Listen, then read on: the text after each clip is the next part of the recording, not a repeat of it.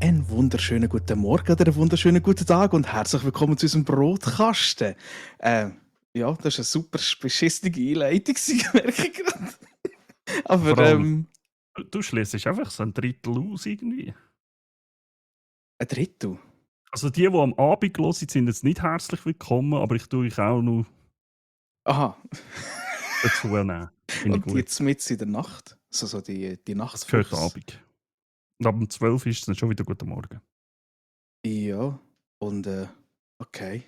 Und das sind die, die morgen um 2 hören, weil man sagt immer, Das ist auch alles was, morgen. am, alles, was nach dem Morgen um 2 passiert oder machst, ist nicht gut. Das ist die Regelung vom Ausgang.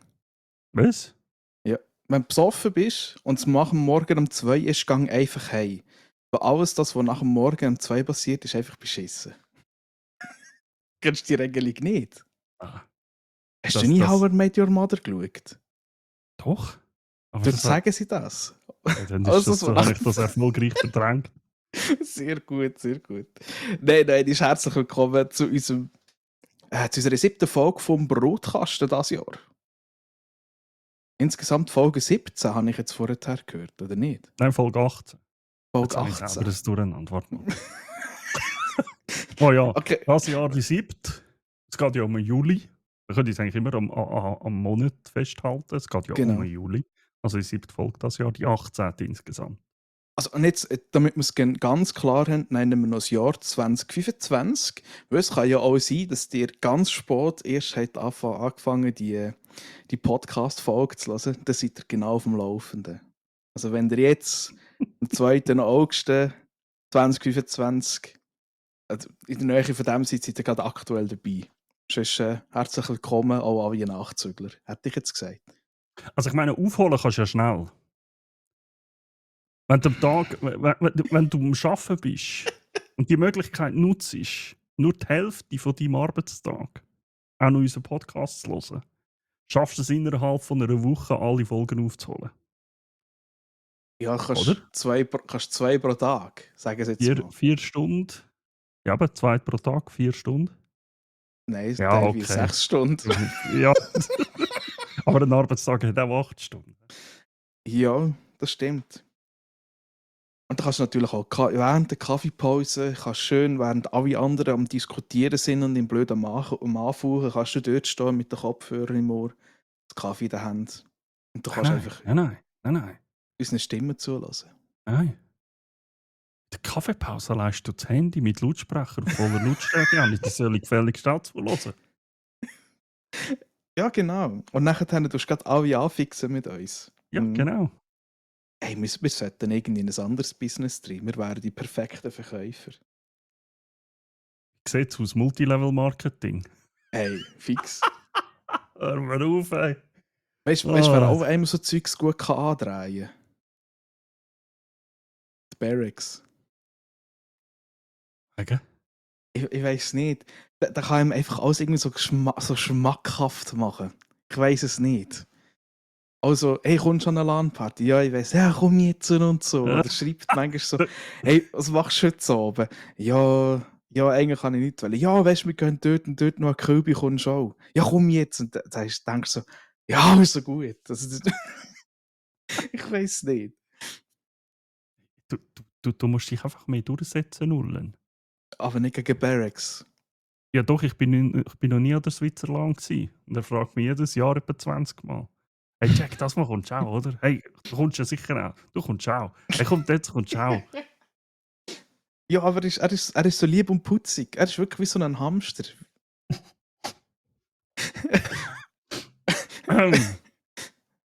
Okay. Ja, er kommt so, hat so seine Händchen dort und so. Und eigentlich schaut er dich mega herzig an und will etwas von dir. Und hinterher schmiedet er einfach böse Pläne. Vielleicht. Nee, Varys ist ein geiler Sieg. Absolut. So, back to the topic, hä? Auch Richtig. von mir aus grüezi. Hallo zusammen. Schon Schön wieder sind ihr da.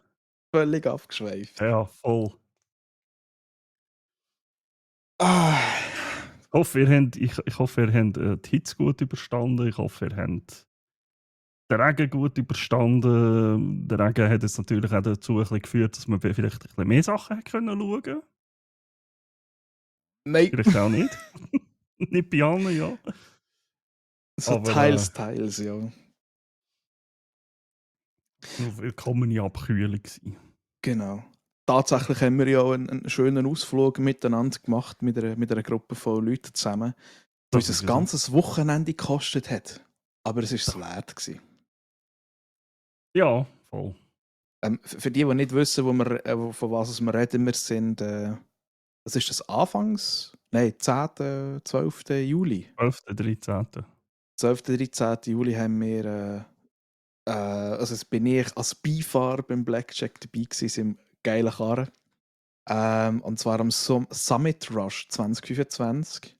Das ist einfach so eine Reise durch die Schweiz, so ein kleines, über die Pässe fahren und so. Ich glaube, du kannst das fast besser erzählen. Ja, es ist, also, wir haben dann unsere Tour Almost Italy, also fast Italien genannt. Weil wir halt wirklich, also einmal sind wir kurz durch Italien durchgefahren, bei Domodossola dort durch. Ähm, ich erkläre es immer gerne so, wir haben den Gotthard nicht überquert, nicht durchquert, sondern umfahren. Das Wir sind stimmt, ja. einisch um den Gotthard herum. Zuerst links runter, dann über Domodossola, nachher auf Ascona und dann rechts rum wieder zurück Richtung Andermatt, also über San Bernardino und so, ähm, zurückgefahren. Mhm. 2 Tage. Es war Und richtig nice, gewesen, ich habe mich richtig gefreut. Es war ein tolles Wochenende. Das Wetter hat auch ziemlich gut mitgespielt und alles. Sind alle heil genau, angekommen. das war die Hauptsache gewesen, ja. Und Oh, ja. tatsächlich, ihr habt das eigentlich auch können mitverfolgen via Livestream beim Blackjack. Ja, der Und Blackjack, beim Alpen Gamecast. genau, ja, beim Alpen Gamecast Also und wir beim haben es Blackjack. dual gestreamt, da haben beide nur das Gleiche gesehen, aber ja. Ja, aber ich habe es noch cool gefunden. Es war, glaube ich, recht aktiver Chat gewesen dort. Ja. Also das haben wir auch das letzte Jahr schon gemerkt. Es ist meistens ein bisschen etwas gegangen. Natürlich, wenn wir irgendwie eine Pause gemacht haben oder so am Essen waren zum Beispiel, dann hast du gemerkt, es ist halt ein bisschen weniger. Ich meine, es ist ja jetzt auch nicht mega interessant, aber sonst ist immer ein bisschen etwas gelaufen im Chat, das ist ja so. Ja. Mhm. Wir hatten auch sehr coole Leute dabei gehabt. Also es war wirklich auch eine coole Truppe gewesen von dem her. Mhm. Also ich habe es genossen dort. Vor allem Ja, auch zu Abend so ein bisschen, wir sind ja am Schluss sind wir auch zu Ascona gewesen. Ja. ja. Haben dort noch ein bisschen, also, sind dort gerade zu Nachtessen, haben noch ein bisschen Zeit ein bisschen genossen dort, auch ein bisschen Offstream und so. Das war auch ein Highlight gewesen, und ich musste sagen, so ein bisschen, einfach mal zu Abend noch schnell ein bisschen runterfahren, bevor es dann am nächsten Tag weitergegangen ist. Bevor wir am nächsten Tag dann wieder raufgefahren sind. Ey, aber das Schlimmste war ja eigentlich die Strasse, finde ich, durch Italien. Dort Ja, alles das an diesem Berg nachher dort. also die Straße war schlimm, aber die Strecke war mega cool, weil sie so eigentlich, weißt du, durch eine Ey, Schlucht sich durchgeschlängelt hat. Links und ja, rechts einfach durch riesige Felswände. Das war mega geil. ja, und ich habe das letzte Mal in meinem Stream gesagt, du bist nachher durch eine Ortschaft durch, die heisst einfach Reh. RE heisst die. Ja, genau. Und dort hast du einfach einen riesigen, ich weiß nicht, ob es schon als Kathedrale gilt oder einfach eine riesige Kille drin. Und ich so, what the fuck, einfach so im Nichts drin. Einfach, einfach der Klotz. Und es war Ja. wirklich eine schöne. Gewesen. Oh, Aber auch sonst, es war wahnsinnig. Gewesen. Eben cool, habe ich es gefunden, als Beifahrer, die haben ein bisschen rausschauen. Ich bin dann dort aber beim Coolio drinnen, also im Coolio im Auto drinnen gehockt. Gruß an Coolio. Und er hat halt den besten Satz gebracht. Ich bin so froh, fahrt der Blackjack zuvorderst. Weil dann weiss ich, dass mein Auto sicherlich auch dort durchpasst, wo er durchfährt. fühle ich sehr. Also, Weißt du, im zweiten Tag, also dort, nein, warte, durch Italien durch nicht, aber irgendwo ist nachher, glaube ich, der Renegade noch mal nachher mitgefahren. Nein, der Faro am ersten Tag, ja, wirklich Italien, dort. Der Faro so das Fenster offen kann nebendran, und der hat Alexier ein bisschen. Ja, dann hat er auch mal gesagt, ja, das ist ein bisschen hoch. So, Nein, es war wirklich fantastisch gewesen. Also der hat auch eine super Strecke ausgewählt gehabt. Das war cool gut gewesen. ausgewählt. Also wir haben nur die Stops, aber die Strecke an sich hat Google gemacht, sage ich jetzt mal. Einfach gesagt, das ist das nächste Ziel, da müssen wir ran, ohne Autobahn. Ab. Let's go. Ja. Genau.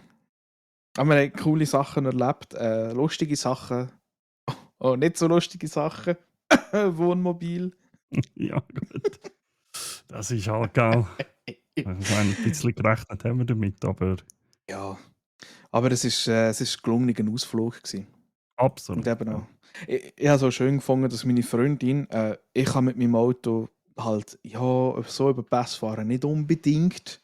Wahrscheinlich müsste bei mir dann auch einfach die Strecke frei sein, damit ich mit meinem Kia dort die Straße auftuckern kann, ohne dass irgendjemand auf den Sack geht. Hey, also, jetzt weiß ich nicht mehr, wie er heißt. Der andere, der mit dem Der VW Eslo. Polo Fox, der Eslo. Mit dem VW Polo Fox, nein, Fun. VW Polo Fun Mikro. Und der hat auch einen Scheiß Freude gehabt. Einfach das Auto hat am Schluss fast den Geist aufgegeben. Also, wenn der bremst hat, hat er jetzt einfach nur noch geheult.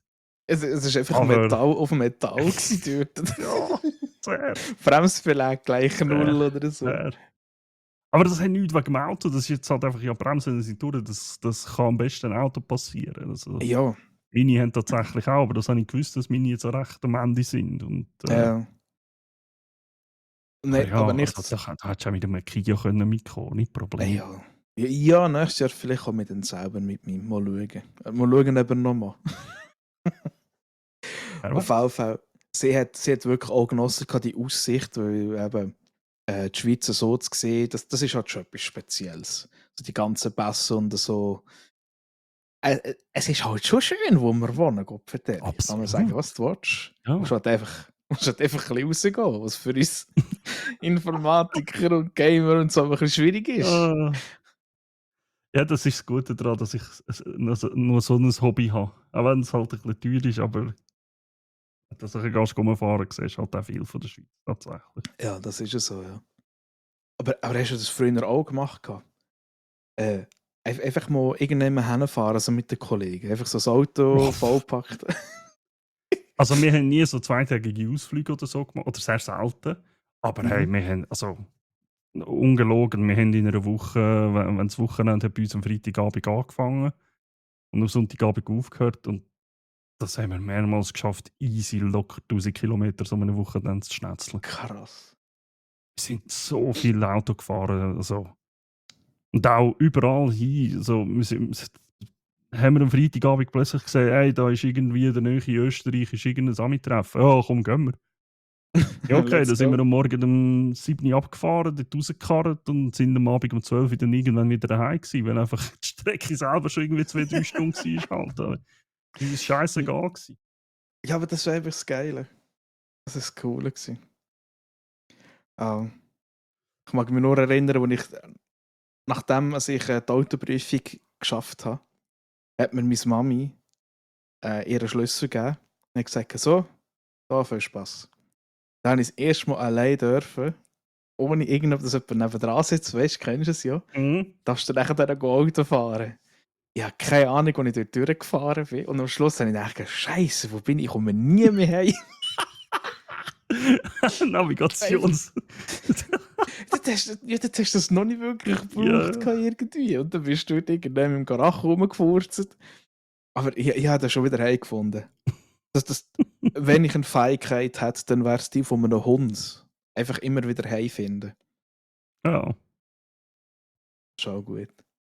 Aber das mag mich auch noch erinnern an meine erste alleinige Autofahrt. Das Geile war, mein Auto, also was heisst, es ist damals meins, also ja, nicht wirklich meinen Eltern gehört, aber es war für mich eigentlich. Das hat nach meiner Prüfung beim Verkehrsamt oben schon auf mich gewartet. Ich hatte den Schlüssel geil. und das Auto ist da gestanden. Das heisst, Oh. ich bin eigentlich gar nicht vor die Wahl gestellt worden, ob ich bestehe oder nicht. Wenn ich nicht bestanden hätte, hätte ich ein Problem gehabt. Hättest du heimlaufen. Mein Auto ist dort oben gestanden und ich hatte den Schlüssel gehabt und hätte nicht heimfahren. Aber das war ja geil gewesen, der Fahrlehrer und der Prüfer so. Wir sind zurückgekommen. Also, eine kurze Prüfung gehabt, tatsächlich. Abgefahren, zurückgekommen, ausgestiegen. Ja, alles tipptopp. Gratuliere. Nice. Rein, einen Zettel abgeholt, rausgekommen, Fahrlehrer Danke gesagt, Tschüss gesagt, das Auto aufgeschlossen und nachher so: «Ist das jetzt dies?» Ich: «Ja, ja.» Das Vater hat es da aufgebracht und mir den Schlüssel gegeben. Ja. «Ah, ja, das ist auch noch gäbig. Kannst du gerade wegfahren?» Ich: «Ja.» Dann bin ich Gut abgefahren und bin geil. meine Mutter abholen. Das weiss ich noch. Ich bin tatsächlich bei der ersten Prüfung durchgefallen. Das Bei der erste Mal. praktischen. Ja. Ja, Aber nein, das nicht. ich glaube, ich bin unter den. Man sagt ja immer, ja, sie müssen ein paar durchgehen lassen. Aber Okay. ich bin, glaube ich, einfach mega zu nervös gewesen. Und, also, Ja. vor allem, der Typ ist reingehockt, hat mir nicht einmal Heu gesagt. Und ich wusste, okay, bei dem muss ich mir gar nicht erst gross Mühe geben. Ja, aber ich bin auch schon durchgefallen. Der hat auch einfach Okay. überhaupt keine Lust gehabt. Wirklich. Dann hat er mir gesagt, ja, jetzt fahren wir dort durch. Dort durch. Hat fast nie etwas gesagt. Und ja. Und dann irgendwann hat er gesagt, so, und jetzt kannst du wieder heimfahren. Und ich so, okay. Und dann hat er mir hure viele Sachen aufzählen, wo ich ja müssen sagen, okay, ja, macht irgendwie für mich keinen Sinn. Also auch mein Fahrlehrer von mir hat auch gesagt, ja, der hat jetzt halt einfach einen scheiß Tag und hat die halt jetzt einfach weggeputzt. Oh, ja. Und dann sind wir irgendwie eine Woche später sind wir dann zum nächsten. Bei dem der ist reingehockt. Ich habe gesagt, also gut, fahren wir los. Nach einer Viertelstunde sagt er, ich weiß nicht, was ich noch sagen soll. Komm, wir fahren wieder retour. Und ich so, nein, nicht schon wieder. Dann sind wir hingefahren. Dann sagt er, ja, er wisse nicht, was der andere hatte. Es war alles tipptopp. Perfekt, man nichts können sagen. Schönen Tag, tschüss. Und ich so, okay, what the Wow. fuck? Oh, wow. Und das Krasse war, mein Cousin, ich glaube, es war mein Cousin, hat mir erzählt, dass er jemanden so hatte, ich glaube, bei der TÜV-Prüfung. Jetzt bin ich mir nicht sicher. Und das war, glaube ich, genau der gleiche Dude und er ist das erste Mal durchgefallen. Oh, no. Also der ist scheinbar so ein kleiner, ja, egal. Ja, solche gibt's, gell. Gell. Hey, also Aber die naja. praktisch habe ich fahren und alles ist nicht das Problem gewesen. Nach 11 Ja, Stunden bin ich an die Prüfung und dann die durchgezogen.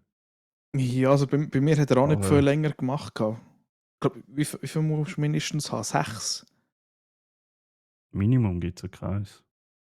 Also mal, heute gibt es glaube ich eins. Ich muss mal einen Kollegen fragen, der ist jetzt Fahrlehrer. Heute Okay. gibt es eins, glaube ich, so wie er mal gesagt hat. Also ich habe gemeint, schon bei mir das Minimum 6 Fahrstunden musst haben, Ja damit gut, der Fahrlehrer anmelden kann. Du hast an der Prüfung echt, einiges nach mir gemacht, gell? Ich bin der Letzte, ich bin der Letzte gsi, also einer von der Letzten, die Prüfungen können machen, ohne dass er nachher die Wiederholungskurse müssen machen.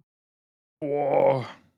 Also, So alt bin ich, ja. wobei also es sind ja keine Wiederholungskurse, in dem Sinne sind ja, wie sagt man denen? Ja, Oh, Item. das sind ja die Kurse, die 2 Kurse oder 3, die du hast müssen machen wegen dem grünen L. Ja, stimmt, ja. Und jetzt ist es noch einer, glaube Jetzt ist es noch einer, ja.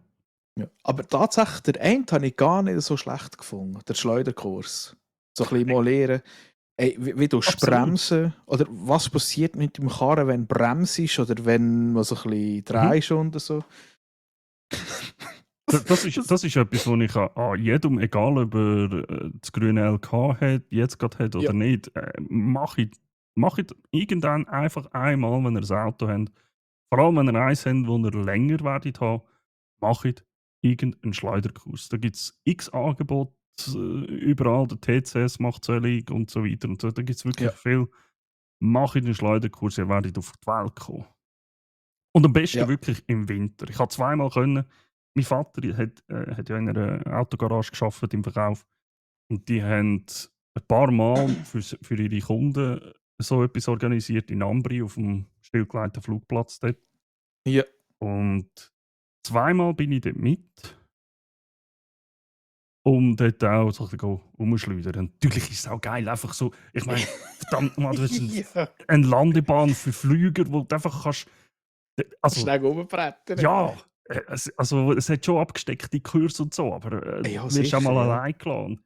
Ich weiss noch, einmal ist ein Kollege mitgekommen, der hatte so einen Allrad-Seat gehabt.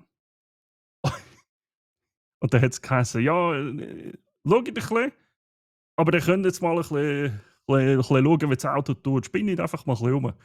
Er reist am Rumspinnen, plötzlich siehst du einfach nur noch, also weißt, du musst dir das so vorstellen, ein Teil von dem Flugplatz, respektive von der Start-Landebahn, ist präpariert gewesen. Mhm. Und am anderen Teil hat es einfach 1,5 Meter Schnee gehabt.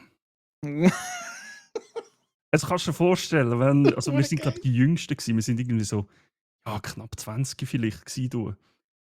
Wir zwei mit unseren hohen Klappdetten, eins am Rumspinnen, Kollege mit seinem Allrad-Seat, nur mehr rumspinnen. Und dann plötzlich siehst du, ich fahre so hinter ihm, bin so am Warten, dass er Abstand hat, und plötzlich siehst du einfach, er fährt sich einfach drüllen, dann macht es einfach nur wusch, und du siehst einfach nur wuff, Schnee. So eine weisse Wand. Ist einfach in die hure Schneewand rein, und dann hörst du über den Funkdienst, ja, aber nicht so weit, wir wollen ein bisschen bremsen. Ah, es war so gut gewesen. Aber eben so Zeugs hilft dir extrem. Weil Absolut. Ja. ich bin mal in Deutschland gsi, hat eben bei Freundinnen besuchen, die sie noch in Deutschland gewohnt hat. Und dann sind wir, glaube zu einer Kollegin gefahren von ihr. Und dann war auch Winter gsi. Und es hat wirklich einen Ort gehabt, dort wo sie gewohnt hat. Der ist ein bisschen berühmt berüchtigt gewesen, dass es dort immer so eine kleine Pfütze gibt. Und dort war wirklich arschglatt gsi. Und ich habe schon ein bisschen geschaut, wie ich fahre. Und nachher dann plötzlich sagt die Liz so neben der, das ist ja hure langweilig, wie du fährst und so passiert ja nichts. Und genau dann fährt mein Karren an kehren. Hast du wirklich gemerkt, wie er sich so davon umdrehen und so. Aber durch das, dass ich eben durch die Erfahrung gemacht habe, habe ich genau so ein bisschen gewusst, was muss ich machen, damit es mich nicht rumlitzt. Es war wirklich nice gewesen. Also eben, es ist mega empfehlenswert, das Zeug. Der andere mit ökologisch fahren, ja. Ja, da geht's. Wie soll ich sagen? Ich glaube eben, den gibt es gar nicht mehr. Da hat man so wirklich Ja, knapp zusammengeschnurpft und dann über, oder? ich glaube, es hat auch ein bisschen vielfach einen Grund. Automaten haben halt immer mehr und mehr Einzug jetzt.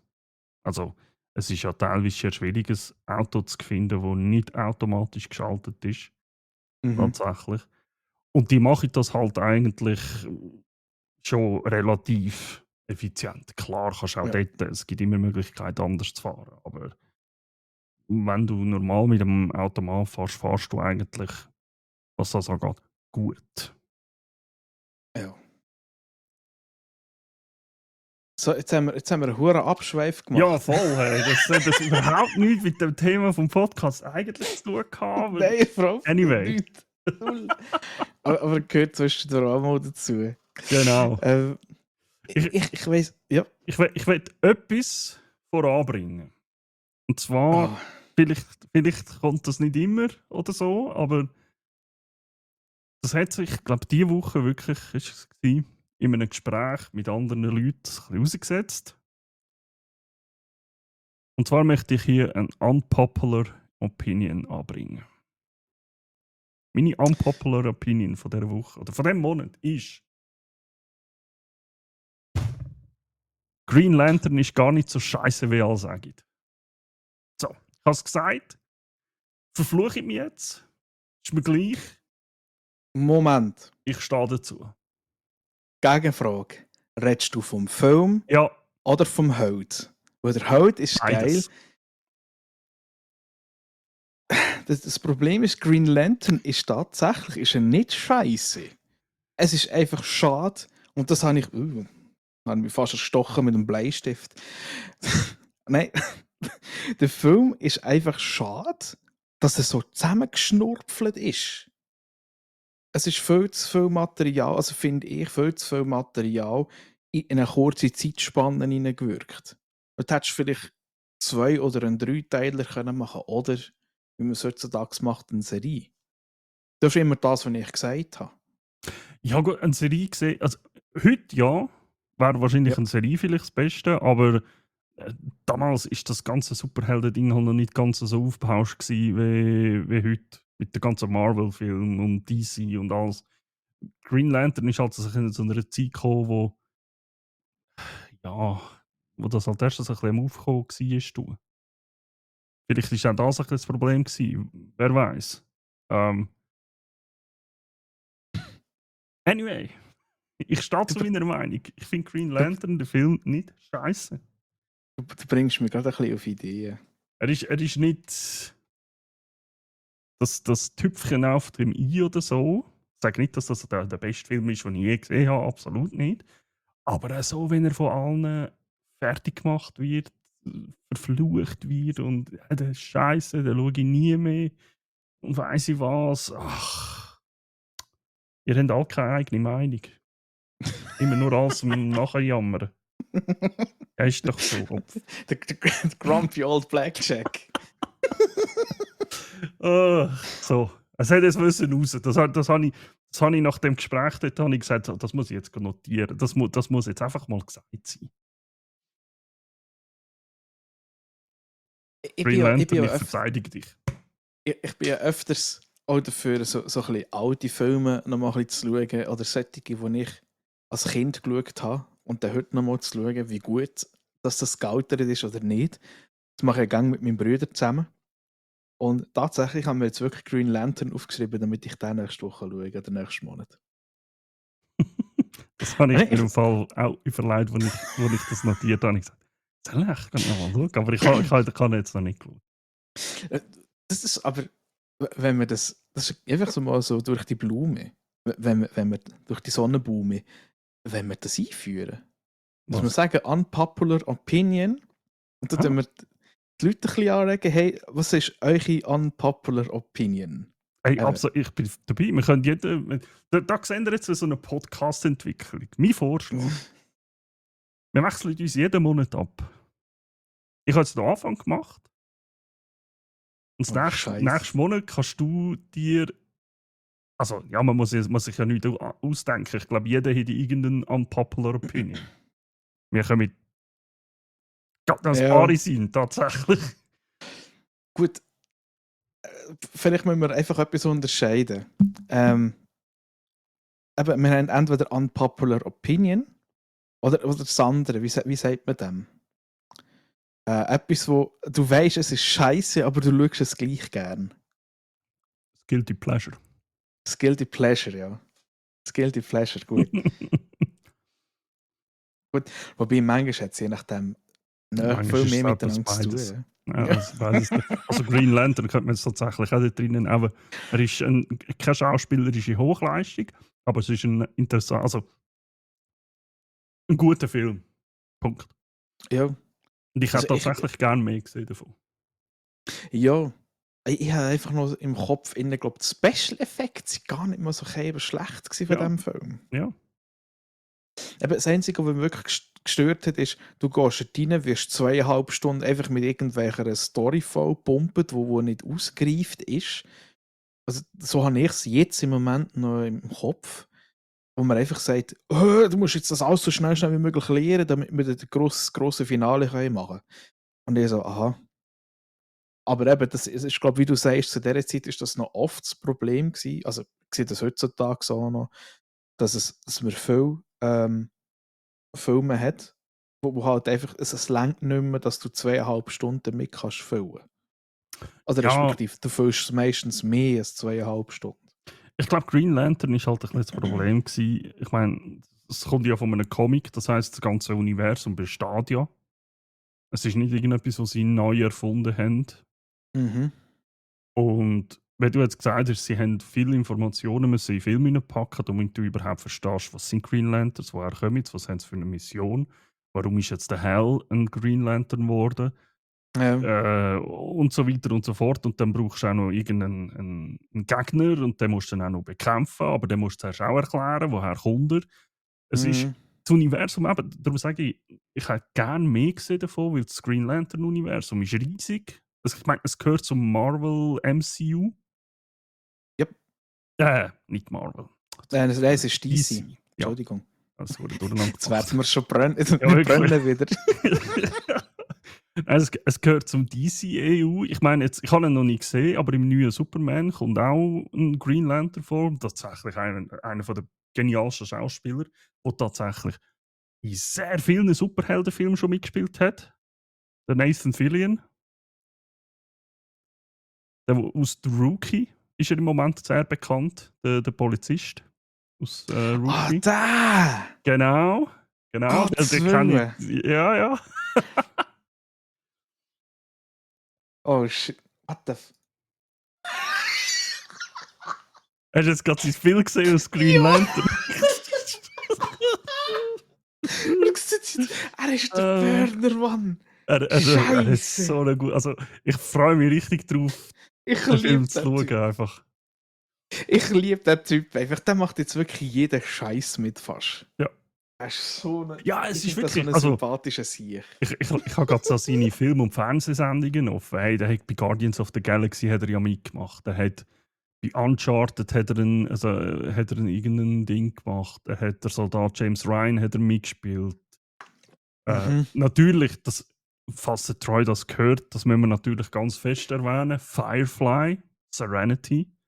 Das sehr zu empfehlen, tatsächlich, der Film und die Serie. Also tatsächlich, der Soldat James Ryan, dort hat er ja, hat ja richtig beschissene Rollen eigentlich. Ja. Er ist ja der erste James Ryan, den sie finden, der aber nicht da ist, wo sie suchen. Ja, aber trotzdem, er ist dort drinnen vorgekommen. Er ist wirklich, eben vor allem, er ist ein mega sympathischer Typ. Ja, voll.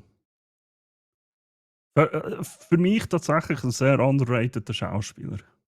Ich sehe gerade, dass er schon die Stimme an Green Lantern mal verliehen hat in einem Green Lantern Film. Green Lantern Emerald Knights. Ja, dort hat er den Hal, Genau. der Hal Jordan. Hauptprotagonist, ja.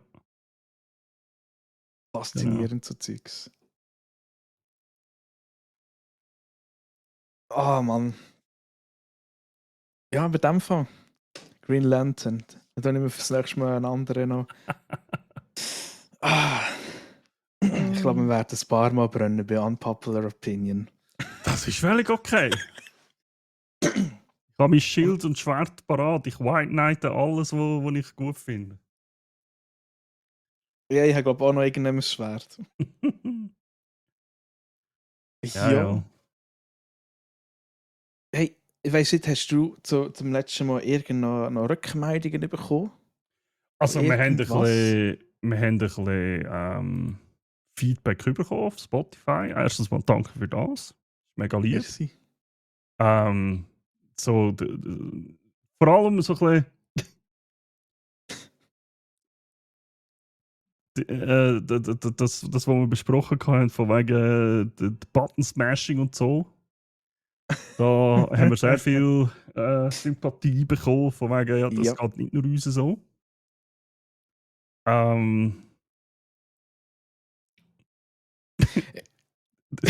Der Renegade hat sich gefreut, dass endlich mal wieder ein Spiel erwähnt worden ist, das wir lange nicht mehr erwähnt haben, aber viel erwähnt haben. Ich sage es jetzt extra nicht. Aber jeder soll es nachlesen. Genau. Und ich erwarte vom Renegade halt immer noch ein Tom Turbo Cosplay. Ich habe es gesagt. ein Tom Turbo Cosplay. Ja, es ist aber ich möchte gerne, dass du folgenden Satz vom Plätsch vorlesest.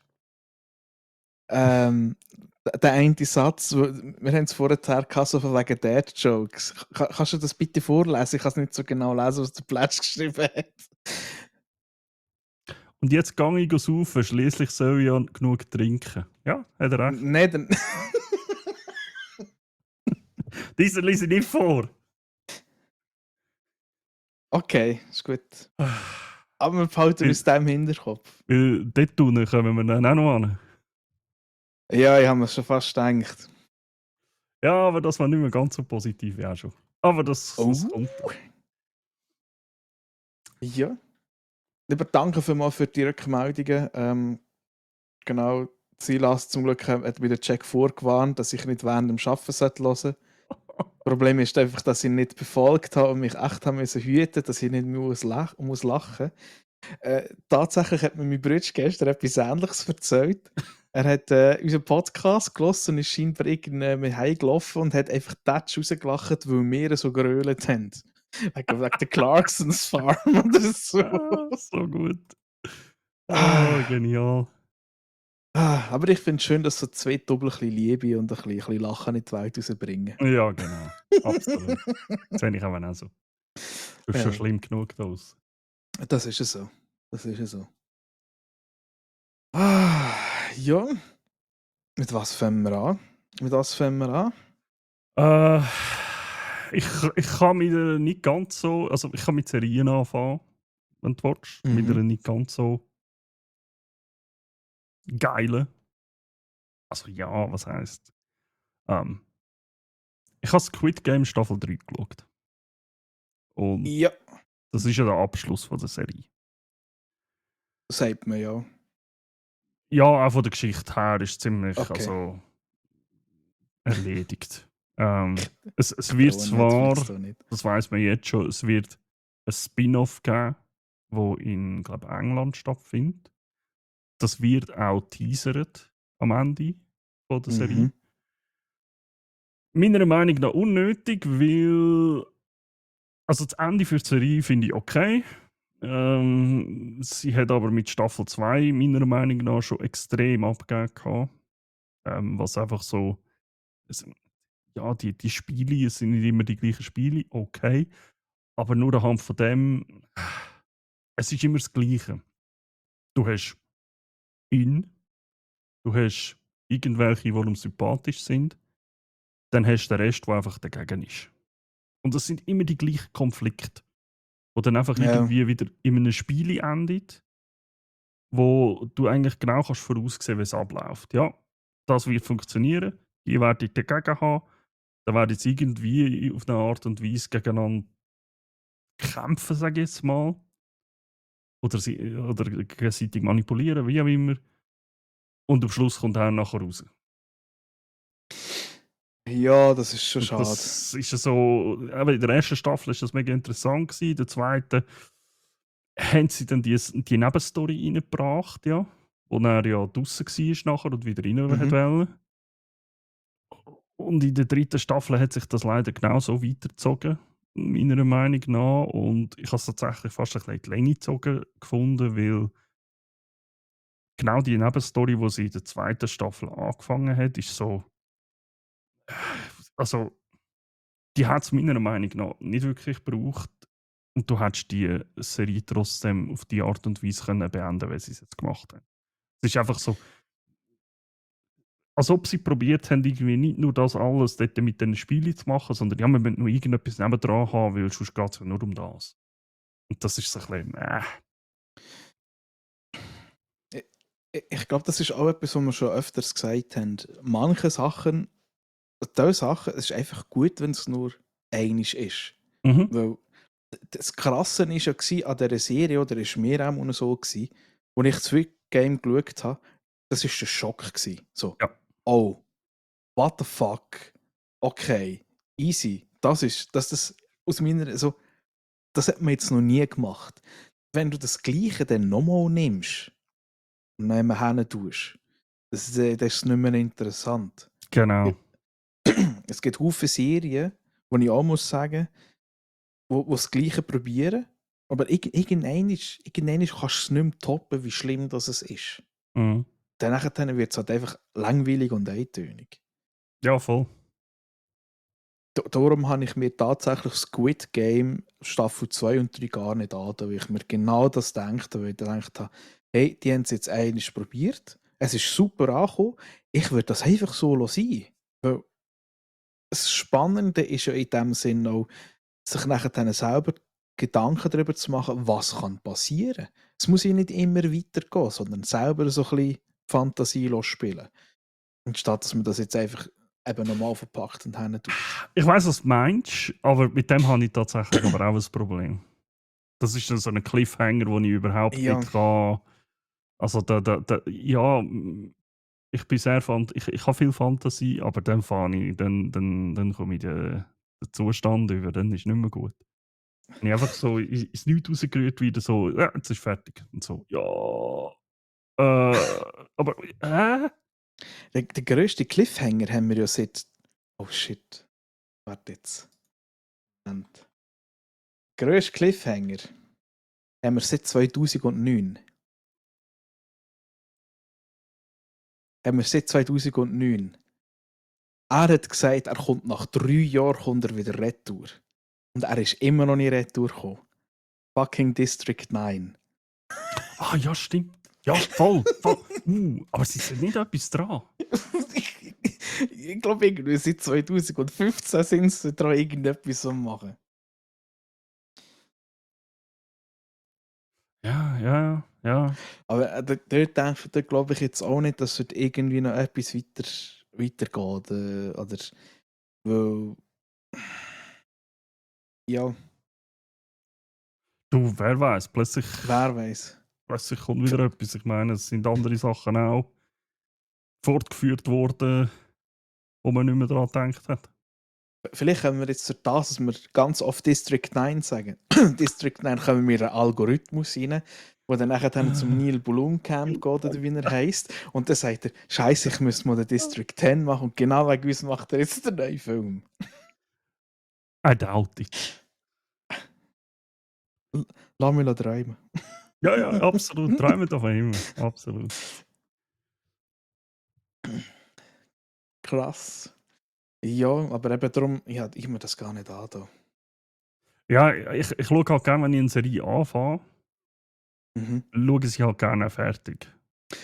Das stehe ich voll Es, es komplett. braucht recht viel, dass ich sage, okay, nein, da schaue ich jetzt nicht. Ja. Nein. Also, bis jetzt habe ich glaube auch auf eine Sendung nicht komplett fertig geschaut und das ist Walking Dead.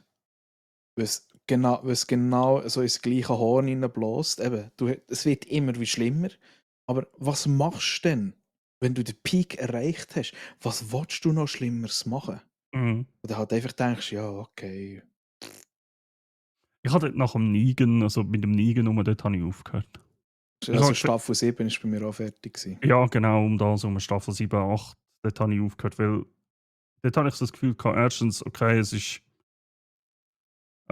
immer das Gleiche, es ist immer wieder das Gleiche und den Negan habe ich so einen guten Gegner gefunden, dass ich gesagt habe, okay, das ist, also jetzt im Nachhinein vor allem, wo ich kann sagen, das ist, glaube ich, ein richtiger Zeitpunkt, um zu sagen, okay, ja, jetzt habe ich es Mhm. gesehen. Ja, der Jeffrey Dean Morgan hat dort eine Das exzellente ja, One-Man-Show abgeliefert. Das das ist ist wie wenn du unglaublich. deinen Monolog hast, wenn du 10.000 Serien mehr hast als ich. Genau so ist das. Das finde ich jetzt noch nett, dass du mich mit ihm vergleichst. Das ist eine Ehre. Jeffrey Ja, Dean Morgan. typisch wie ein guter Wein. Je älter das er wird, desto besser sieht er aus. Ja, Ah, soll ich mit der nächsten weitermachen? ich würde Ähm, sagen. ich muss tatsächlich gestehen, vielleicht so ein bisschen zum Vorwegnehmen. Ich habe das mal leider, also ja, ich habe nicht so viele visuelle Serien geschaut. Dafür habe ich ein Hörspiel gelost. Das ist ja nicht visuell, das ist Audio. Ich kann ja sagen, du hast nicht so viele visuelle Serien geschaut. Wieso, was habe ich jetzt gesagt? Oder habe ich das falsch verstanden? Scheißegal. Ich glaube, ich habe es falsch verstanden. Was visuelle Serien nicht geschaut? Oh, ja, visuelle Serien. Ja, Serien Genau, nicht also geschaut, sondern du ich hast habe Hörspiel Hörspiel gehört. gelost. Ja, Genau, okay. ich habe Hörspiel gelost. Weil von einem Hörspiel ist es genau so weit gekommen, dass es jetzt das erste grosse Kapitel, sage ich dann mal, ist jetzt fertig. Das ist Heliosphere. Ähm, Heliosphere ist etwas Sensationelles für Sci-Fi-Enthusiasten. Ist leider teilweise ein bisschen kompliziert zum Zuhören, wenn du nebenbei noch etwas anderes machst.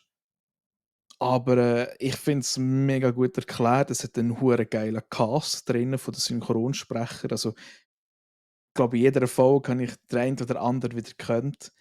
Vor allem, was ich halt geil finde, ist, dass der Synchronsprecher von Karl Urban dabei ist. Okay. Und es hat auch einen, ja, Supernatural kennst du ja, Mhm. oder so flüchtig. Und da hat sie der jüngere Bruder. Der hat auch, ja, ich kann es halt nur so Sam assoziieren. Winchester. Der Sam Winchester. Und dem sein Synchronsprecher ist dort auch dabei. Mhm. Der ist sogar der Hauptprotagonist. Und eben, es ist mega spannend zum Zuhören. Und jetzt ist eben der erste grosse Part ist vorbei und dort hat man jetzt auch einen Cliffhanger. Ich bin mega gespannt, wie es dort weitergeht. Ähm, Ihr findet das auf Spotify, es ist Helios 4 2265 heisst es. Ja. Und ja, nehmt euch ein bisschen Zeit. Aber es ist mega spannend, es ist mega spannend. Eigentlich auch ein bisschen wüst. Ich glaube, wenn ich nicht Homeoffice hätte, würde ich auch wieder mehr so Sachen hören, tatsächlich. Ich habe Ja. früher viel, wenn ich zum Arbeiten gefahren bin oder auch während dem Arbeiten oder so, habe ich sehr viel Podcasts gehört oder eben habe ich angefangen, Dings zu hören, Hörbücher und so. Aber daheim mache ich das einfach nicht. Da läuft meistens irgendein Livestream nebendran halt als Hintergrundgebimmel oder so. Ja, das ist eben, das habe ich mir dort ein bisschen abgewöhnen schnell, weil ich zu Abend noch immer ein bisschen etwas geschafft habe für die Bude. Und wenn nebendran irgendwie eben etwas blitzt und schaut und dann schaust du gleich wieder rüber und denkst, hey, was macht er jetzt? Ja, darum habe ich mir nachher dann entschieden, ich höre das einfach mal Hörspiel, wo einfach nur das Ohr ein bisschen betäubt. Genau. Aber eben Helios 4, sehr zu empfehlen, sehr zu empfehlen. Es sind 24 Folgen, so 45 Minuten. Ich glaube, ich habe mal angefangen, du hast mir das sogar mal empfohlen. Ja, ich hatte das wärmstens empfohlen, Ja. weil ich das Gefühl hatte, das könnte dich vielleicht mal interessieren, weil es halt eben so ein bisschen mit Raumschiff und so ein bisschen abgespacedem Zeugs zu tun hat, wo ich dachte, das könnte dich noch interessieren. Genau. Aber da kommt das Problem. Also im Moment höre ich Podcasts und so Sachen nur, wenn ich gehe arbeiten. Ja, wenn ich arbeite. Ins Büro. Das ist halt selten. Oder wenn ich posten. Und dann lange es auch nicht genau so für, je nachdem, eine Folge von irgendetwas. Ja, Weil ich bin hure nahe beim Einkaufszentrum. Ich habe nicht einen halben Tag zum Einkaufen und dann hat eigentlich ein Problem. ja. Ich verstehe das mega gut, weil ich kann solche Sachen gut hören. Also, respektive nicht, wenn Sommerferien sind. Ich habe es jetzt gemerkt, wenn ich jetzt ins Geschäft fahre und hey, weil es so wenig Verkehr hat auf der Autobahn, längt es mir nie, eine komplette Folge durchzuhören. Weil normalerweise hat es immer Stau und dann kannst du so schön sagen, ja, okay, das passt super zum einer Folge hören und genau. Du bist ja der Einzige, der irgendeinen positiven Effekt aus einem Stau rauszieht. Hä? Ja, Kannst ich du mir. meine, du musst. Nein, ich meine, du musst, wenn du weißt, du stehst am Morgen auf und denkst dir so, es fährst wieder dort durch und es hat wieder Stau. Und zwar, ich weiß genau, an welchen 2 Orten.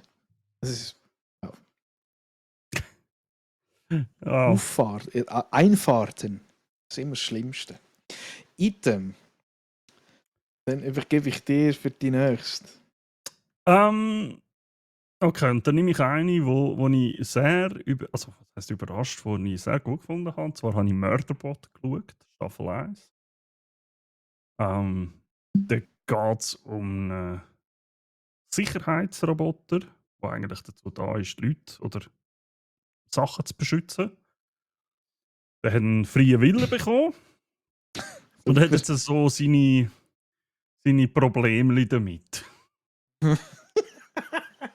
Und also die Serie ist, ich finde sie richtig, richtig, richtig gut. Es ist so ein richtig, also dir empfehlen sie schwerstens. Es hat einen richtig guten, trockenen Humor. Also so wirklich. Die Art und Weise, wie der Murderbot gleichzeitig als ja, als Figur, aber auch als Erzähler agiert, ist einfach der Shit.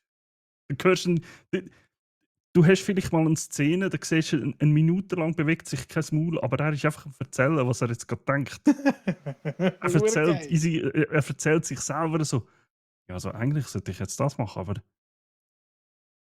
jetzt kann ich ja machen, was ich will. Was soll ich denn jetzt überhaupt machen? Eigentlich bin ich für das da. Aber eigentlich könnte ich jetzt auch das machen.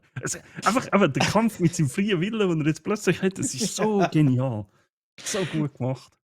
Murderbot heisst die. Mörderbot, ja. Ist Alles klar. ganz neu, wirklich. Ist jetzt wirklich erst gerade rausgekommen. Er hat auch einen guten Cast, also ihn vor allem kennt man, den Alexander Skarsgård. Das ist ein bekannter Schauspieler. Allgemein Skarsgård-Familie, ich glaube, muss man nicht erklären. Ja. Ein Bruder hat bei Dune und bei Ace mitgespielt. Bill, glaube Ja, ich glaube, der Bill. ich. Mhm. Dann der Vater von denen hat bei den Marvel-Filmen den Professor gespielt. Also eben, bei Vikings hat einer von diesen Brüdern noch mitgespielt. Ich glaube, aber wieder ein anderer gewesen. Eben, es ist wirklich also sehr zu empfehlen. Auch CGI-Produktion ist richtig hochwertig. Also es ist wirklich ganz, ganz Mhm. gut gemacht. Sehr zu empfehlen. Wer eine witzige, klein würde ich jetzt nicht sagen, aber eine witzige, gute Sci-Fi-Serie will. Das ist sehr zu empfehlen. Also ich habe eine riesen Freude gehabt. Also richtig durchgesucht. Richtig witzig gewesen. Vor allem, ich finde die Idee meistens geil. Eben so Diskussionen mit sich selber führen, vor allem eben ein Roboter mit freiem Willen, so unter dem Motto, was mache ich jetzt mit dieser Situation, die ich habe? Ja, genau, Und das ist genau. eben geil. Das ist eben geil. Ich komme tatsächlich nochmal mit einem Hörspiel, falls du schon fertig bist. Ja, ich bin. Auch mit einem sehr trockenen Humor. Und zwar, nachdem was ich fertig war mit Helios 4, habe ich ehrlich gesagt einfach mal ChatGPT gefragt, weil du hast am Spotify hast du teilweise Hörbücher und Hörspiele. Und Mhm. Hörspiele ist für mich halt einfach die wirklich so einfach eine Geschichte, die wie ein Film abläuft, aber du hast kein Bild dazu. Und das Hörbuch ist halt einfach einer, der dir ein Buch vorliest. Ja, hat jetzt auch gesagt, Also, ja. ja, genau. Und da habe ich mal ein bisschen geschaut und Spotify bringt das zwischendurch ein bisschen durcheinander. Ja, okay. Es gibt, glaube ich, auch sogar Hörbücher oder Hörspieler, die als Podcast abgeleitet sind. Why the hell Ja, ever? aber also nicht um Spotify da grossen Schutz zu nehmen, vielfach liegt es tatsächlich an den Leuten, wenn sie das einstellen. Das ist sehr Genau, oft ja, das Problem. eben ja. Also eben, ich gebe jetzt auch nicht Spotify schon, das ist einfach, sieht einfach einmal so aus. Und dann habe ich mal ChatGPT gefragt und gesagt, hey, ich habe das und das und das, habe ich schon mal gelost, was gibt es denn noch? Und dann ist mir, ist mir eins vorgeschlagen worden und dann musste ich sagen, mal komm, das ziehe ich mir jetzt mal rein. Stephen Kane. Und ich so, okay. Sag Nur mir doch gesehen, etwas. ich habe nur gesehen, dass der Synchronsprecher, der Thorsten Michaelis, mitmacht. Das ist der Sean Bean macht und der Chris Tucker. Und weil ich das mega coolen Synchronsprecher finde, habe ich gesagt, komm, give it. Und also für die es hören wollen, ich gebe euch jetzt offiziell eine Triggerwarnung raus. Es ist relativ brutal. Es hat recht viele rassistische Ausdrücke drin. Es wird auch von Sex und sexueller Gewalt wird dort geredet und auch so ein bisschen. Also es ist wirklich ein Hörspiel für Erwachsene. Also Aber man sieht ja nichts. ja, aber tatsächlich, wenn du nur Fantasie hast, langt das. Und einfach für solche, die so ein bisschen Mühe haben mit dem, hören es vielleicht lieber nicht. Aber es ist tatsächlich, es macht auch einen mega vielen Charme aus. Weil der Stephen Kane ist eigentlich ein Auftragsmörder, wo Entschuldigung, jetzt ist bei Blackjack gerade irgendwie schnell das Licht abgegangen und wieder angegangen, wenn er geschaut hat. So wie, Ja, ich habe schnell einen Knopf gedrückt, wenn ich gemeint habe, macht etwas anderes. so wie eine Eule. So wie eine Eule, weißt du, wo schnell irgendjemand so ins Dunkle reinzündet ist und dann so grosse Augen macht. Ich habe gerade den Knopf gedrückt, aber der hat nicht gemacht, was ich wollte. Anyway, sorry. Also eben, der Stephen Kane ist ein also ein Auftragsmörder oder Auftragskiller, der verurteilt wird und anstatt dass er stirbt, wird er eigentlich entführt von einer Alienrasse und kommt dann ein Amulett über. Und in diesem Amulett ist ein bösartiger Krieger von ihnen drinnen und sie wollen den eigentlich mit dem Hilfe von Stephen Kane, wenn sie den steuern, damit sie eine andere Alienrasse können bewältigen, weil beide Alienrassen kämpfen eigentlich um die Vorherrschaft um die Erde. Es wird nur abgespaced. Okay. Aber es fängt dann eben an, dass das Amulett, wo der böse Krieger beinhaltet, dass er immer wie mehr, vor allem am Anfang, die Macht von Stephen Kane übernimmt und halt einfach auch Sachen macht, die er gar nicht machen will. Mhm. Darunter fällt auch halt auch so grusige Sachen, die ich gerade vorher gesagt habe. Und eben, weil es so ein bisschen Gangster und so ist, kommen auch eben viele rassistische Ausdrücke drin vor. Aber manchmal auch so derbe und herbe Sprüche, wo ich einfach dachte, Alter, und habe einfach nur Touch rausgelacht. Eben, aber es ist lustig, aber eben, es hat auch relativ böse Sachen drin. Aber es ist, von Grund her ist es mega gut produziert.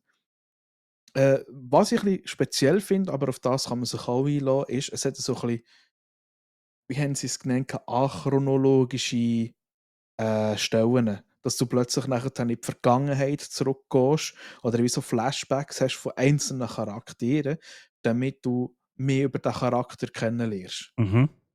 Aber ich finde das eigentlich mega cool gemacht. Und du hast wirklich nachher noch so ein bisschen das Gespür für denen ihre Hintergründe, warum die so sind, wie sie sind. Also eigentlich mega gut gemacht. Und für das es nur 10 Folgen sind, finde ich es auch wirklich super produziert und es wird auch alles schön erklärt und so. Okay. Aber eben, es ist definitiv. Ich stelle mir das noch kompliziert vor, in einem Hörspiel so einen Flashback zu machen. Ja, es gibt einen Part, wo sie eigentlich von einem Polizisten so ein bisschen Flashback machen. Und dort habe ich es am Anfang nicht gecheckt, Aber, bis ich ihm seinen Namen dann mal richtig gehört habe. genau das meine ich. Aber Mhm. in einem Film ein Flashback, das ist visuell, du siehst sofort, okay, da ist er Mhm. jünger, ist vielleicht noch ein Kind oder was auch immer. Aber in einem Hörspiel müssen sie eigentlich, weißt du, so sagen, ja, Flashback oder äh, keine Ahnung, zurück zu Ja, 1985 oder keine Ahnung. sie machen es einmal noch ganz geschickt mit ziemlich wilden Einwürfen von Musik. Okay. Aber eben, so, manchmal bin ich einfach, letztes Jahr ich hab geputzt, ich habe irgendwie die Küche geputzt und da hat es irgendwie so einen Boss, wie sagt man, so einen Underground-Boss, der irgendwie so italienische Angestellte gibt. Hat. Luigi. Ja, und der sagt er immer, ja, hab jetzt deine Schnorren, du hure Spaghetti und mach deine Aufgabe, die du so hast. Also das ist jetzt noch seicht. He. Okay. Und es tut mir leid, dass ich jetzt das gesagt habe, aber es ist einfach nur ein Beispiel. Aber eben solches Zeug. Und das kommt so aus dem Nichts raus, dass ich einfach gleich muss lachen. Und da, es ist einfach so der Typ, der in der Küche steht, putzt und Tatsch rauslacht. Und niemand weiß warum. Ja, aber es ist eben für die gerne so ein bisschen mal ein Erwachsenenhörspiel hören wollen. Give it. Mhm. Genau. Ich glaube, ich muss irgendwann auch mal so ein Hörspiel. Irgendwie muss ich mir mal eins antun. Ähm, tatsächlich, Aber es gibt, also ich habe ein paar, die ich kann empfehlen kann. ja, Auch, ich habe ja eins angefangen. Ich will das einfach einmal zuerst noch fertig machen. Das ist ja aber das ja, Problem. Ich ähm, habe nicht mehr so viel. oh, ohne Scheiß jetzt, ich glaube, ich muss dir das auch mal empfehlen. Das geht auch nicht allzu lang. Das ist ein Star Wars Hörspiel. Und zwar finde ich das mega geil, weil das spielt genau vor dem dritten Teil. Und zwar genau dann, bis dann, wo sie eigentlich den Imperator entführen. Mhm. Das ist mega gut gemacht. Das habe Okay. ich mega geil gefunden. Ich kann es dir mal weiterschicken, wenn ich es Ja. nochmal finde. Würde ich gerne. Ja. Ja, vielleicht komme ich mal dazu. eher mal so etwas zu hören als zu schauen, wer weiß. Ja. Ich habe eine Serie geschaut, wo ich dachte, klingt interessant. Ist durch einen Film, also der Charakter, um den es geht, ist in einem Film das erste Mal eingeführt worden. In Black Panther Wakanda Forever. Und zwar habe ich Ironheart geschaut. Geht um die junge Dame, um Riri Williams, glaube ich, heisst sie, jetzt weiß ich gar nicht mehr, wo eigentlich kannst du sagen, wie so ihren eigenen Iron Man-Anzug gebaut hat. Mhm. Ein recht gescheites Kind, hat einen eigenen Iron Man-Anzug gebaut und so weiter und so fort. Die ist damals eben bei Wakanda Forever ist sie zuerst mal vorgekommen, der Charakter, als Ironheart auch. Hat dann dort eigentlich in Wakanda ein Praktikum gemacht. Das wird auch alles ein bisschen in der Serie ab und zu mal erwähnt. Nichtsdestotrotz, es schießt halt wieder ins Gleiche rein, wie Marvel in letzter Zeit leider Gottes immer wieder hat. Es ist es ist leider ein enttäuschendes Spin-off, finde ich, von dem Charakter.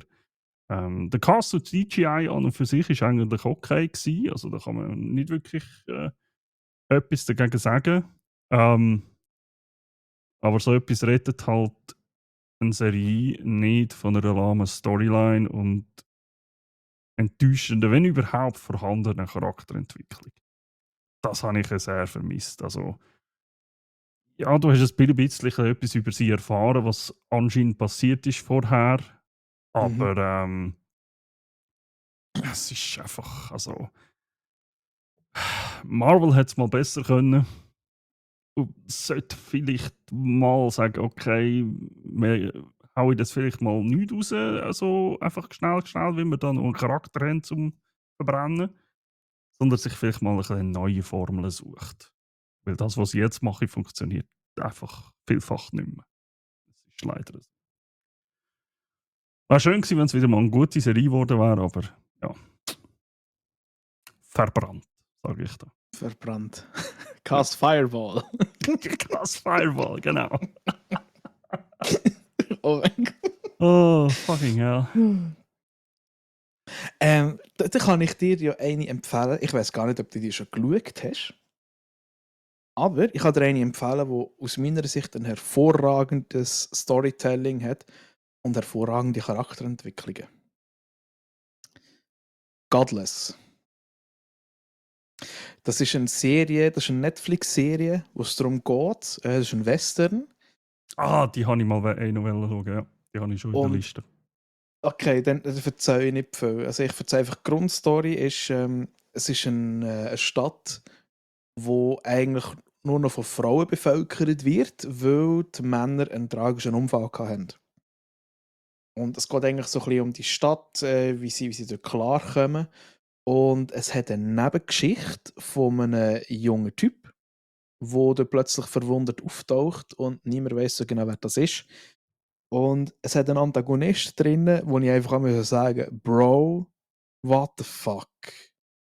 Und tatsächlich, ich hätte es nicht gedacht, dass er das hinbringt, aber ich liebe Schauspieler, die so etwas können. Und Okay. zwar ist der Bösewicht der fucking Jeff Daniels. Der, den man kennt aus Dumm und Dümmer oder aus 101 ja, Dalmatiner. ja. Und der spielt dort so ein Arschloch. Aber das Krasse ist, je weiter du das schaust, manchmal denkst du so, eigentlich ist er doch ein guter Sieg, aber irgendwie auch gleich nicht. Und das ist so etwas Geiles, wenn du einfach einen Charakter hast oder einfach auch einen Schauspieler und du denkst, schau, der von Dumm und Dümmer wird sicher lustig. Und dann spielt er einfach nur ein Arsch. Und er spielt es wirklich gut. Also ja, ich muss sagen, ich glaube, er hat sogar ein Ding bekommen für das. Oder irgendeine Nominierung. Echt.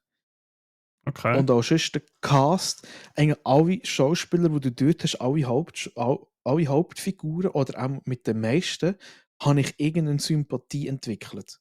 Also eben, du verstehst wie jeder so, warum er das macht. was er so ist, wie er ist.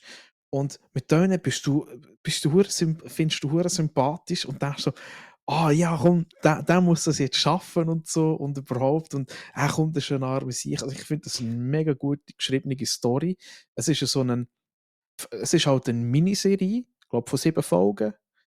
Glaube jede geht etwa eine Stunde. Und ich finde das eigentlich perfekt, wie sie das dorthin bröselt haben. Ja. Kann man nichts sagen. Kann man echt nichts sagen. Aber Und ja, ja, ja. erzähl. Also einfach schnell zu deiner Aussage, wo du wegen Jeff Daniels und so, ey, das unterschreibe ich genau so. Jetzt nicht wegen ihm, aber ich habe das bei einer anderen Serie, wo wir auch hier behandelt haben, Hell on Wheels, habe ich Mhm. genau auch so ein Ding gehabt. Das ist einer von den, ich nenne es jetzt mal Bösewicht oder Antagonisten, ist vom Colm Meaney gespielt worden. Der kennt man eigentlich, also ganz bekannt worden ist er halt durch Star Trek. Dort hat er den Miles O'Brien, den Ingenieur, gespielt. Mhm. In mehreren von den Star Trek-Serien tatsächlich.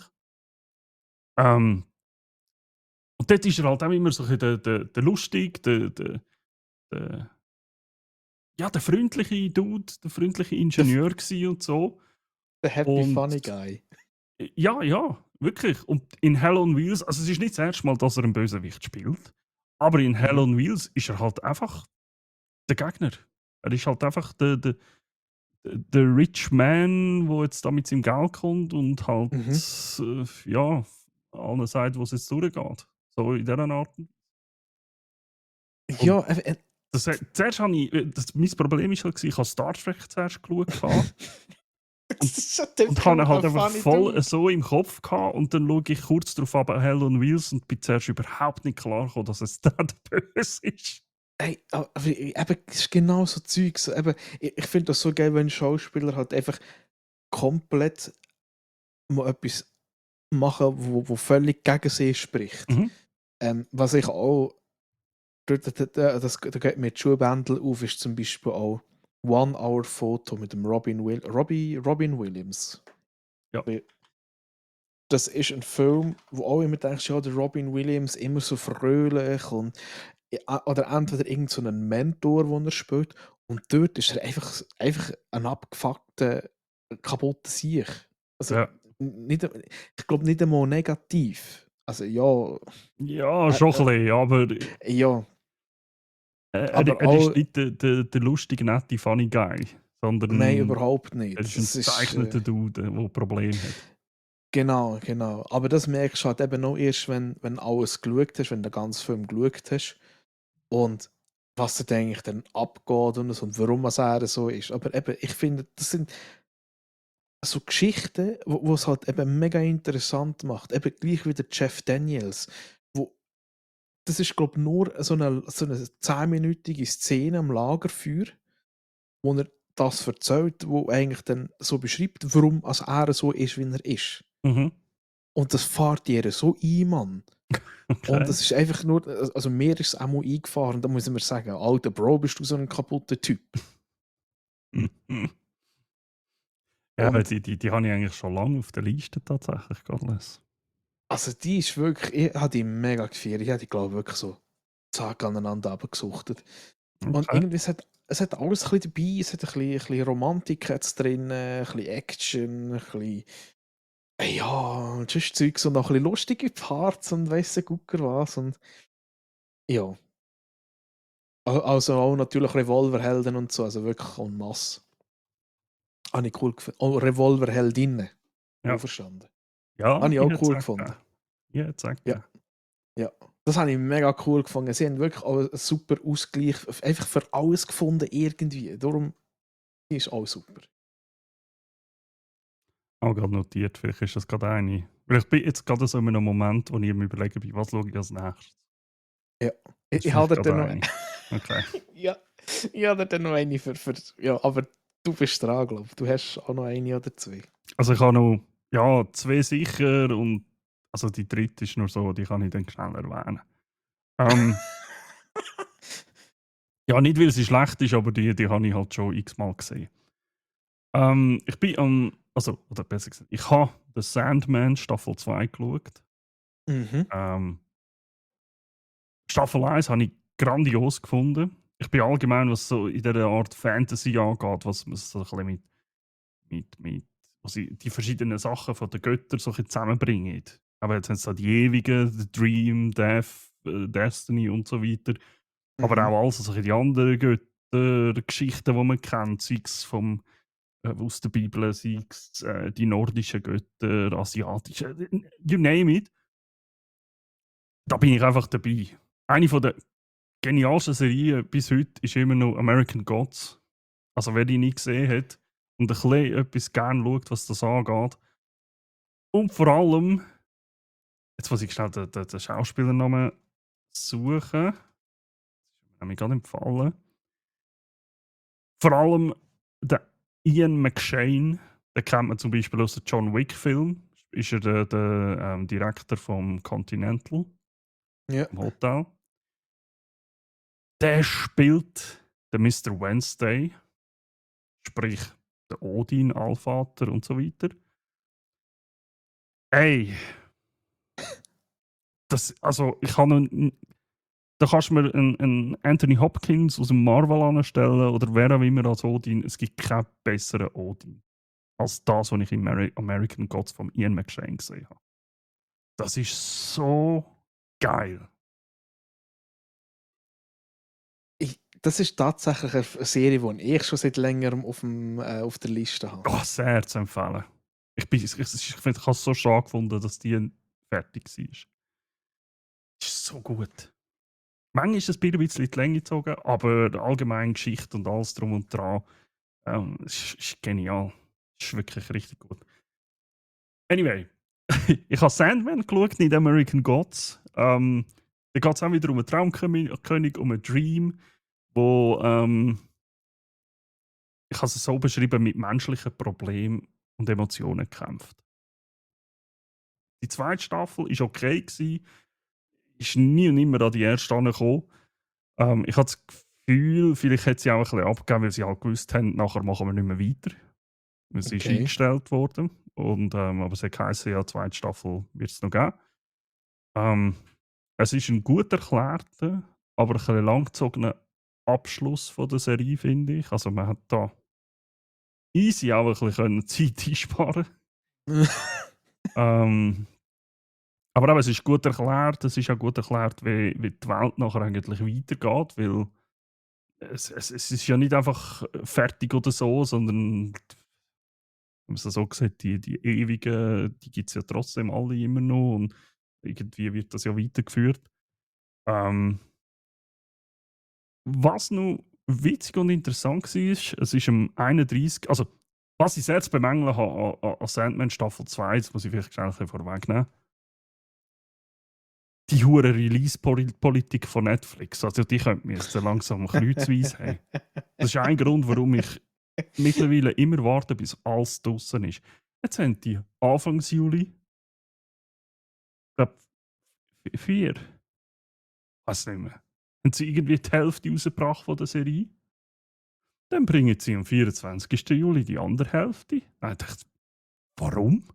Ah, Also Mann. weißt, ich könnte es ja verstehen, wenn es ein halbes Jahr geht, dass sie sagen, hey, das haben wir fertig, wir bringen das raus, wir brauchen das aber ein halbes Jahr für den Rest fertig zu machen. Ja, okay, dann gib ihm.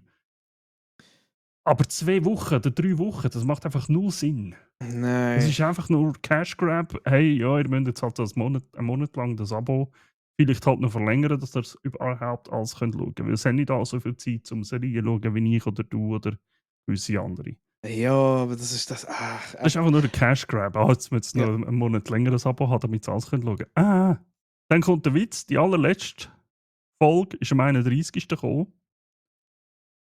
Einfach wieder eine Woche später. Obwohl man muss sagen, die hat nicht mehr was mit der eigentlichen Geschichte von der Serie zu tun, sondern es war wie so eine Spezialfolge, wo es um einen anderen Charakter geht, der aber auch schon in der Serie vorkommt. Ist völlig okay. Man kann es so als Spin-off-Folge schauen. Oder so Okay. Doctor Who macht das auch immer wieder. Die haben immer wieder ihre Spezialfolgen. Zum Beispiel an Weihnachten. Es gibt immer eine Weihnachtsfolge. Mhm. Das machen die. Und da haben sie es jetzt halt auch so gemacht. Warum die am 31. gekommen ist, kann man auch wieder spekulieren. I don't care. Aber Aber also die Spezialepisode über den Tod, über Death, über den Charakter, die ist noch recht witzig und interessant gewesen.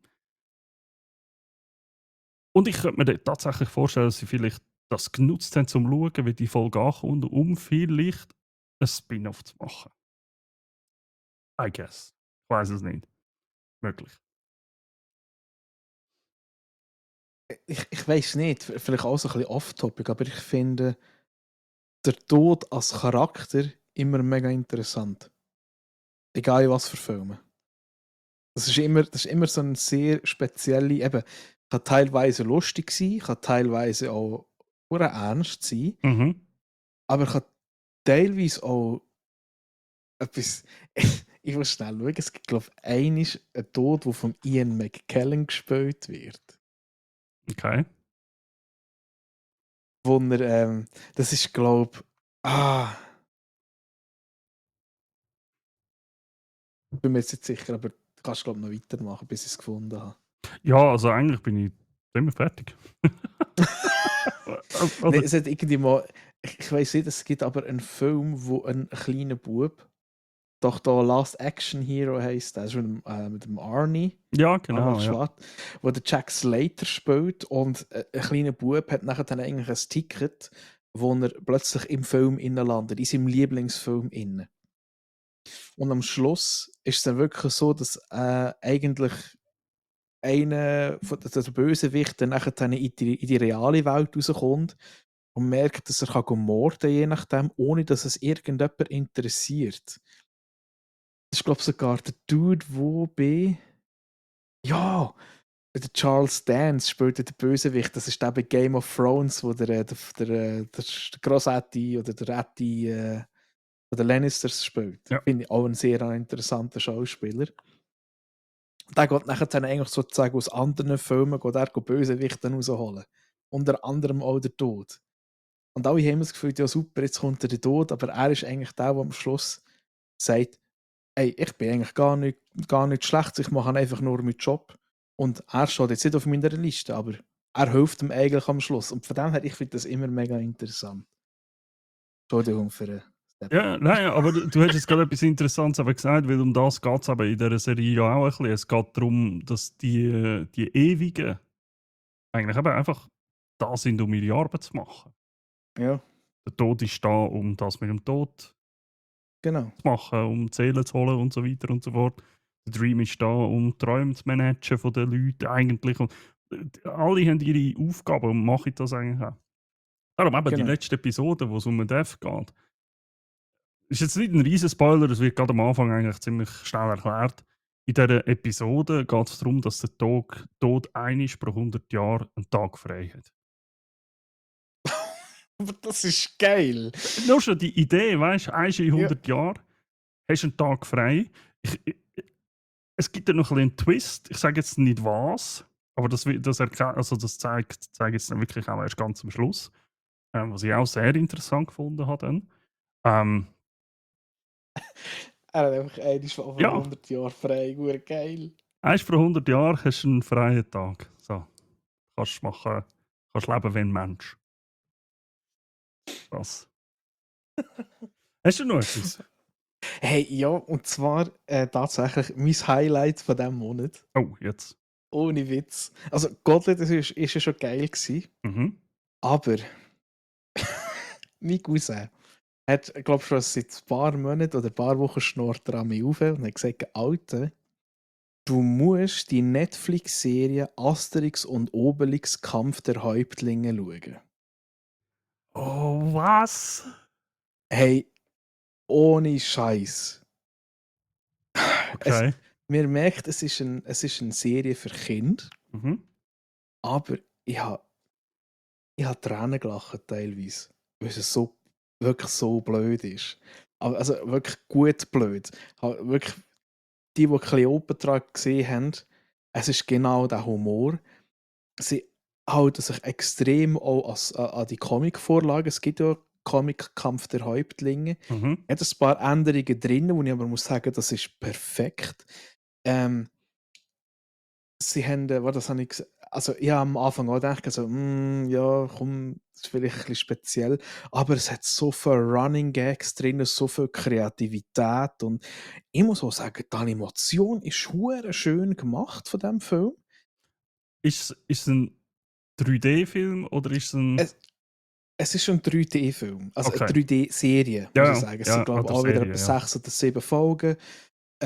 Eben, ich muss sagen, für Kinder mega gut zum Schauen, aber auch für Erwachsene, wo wirklich, also ich habe mich mega wohl gefühlt beim Schauen, eben, obwohl ich habe Comics gelesen, aber es ist wirklich schon von Anfang an, sie stehen vor dem Fischstand und sagen, du, ist der Fisch wirklich frisch? Und dann diskutieren sie dort Ja, drüber.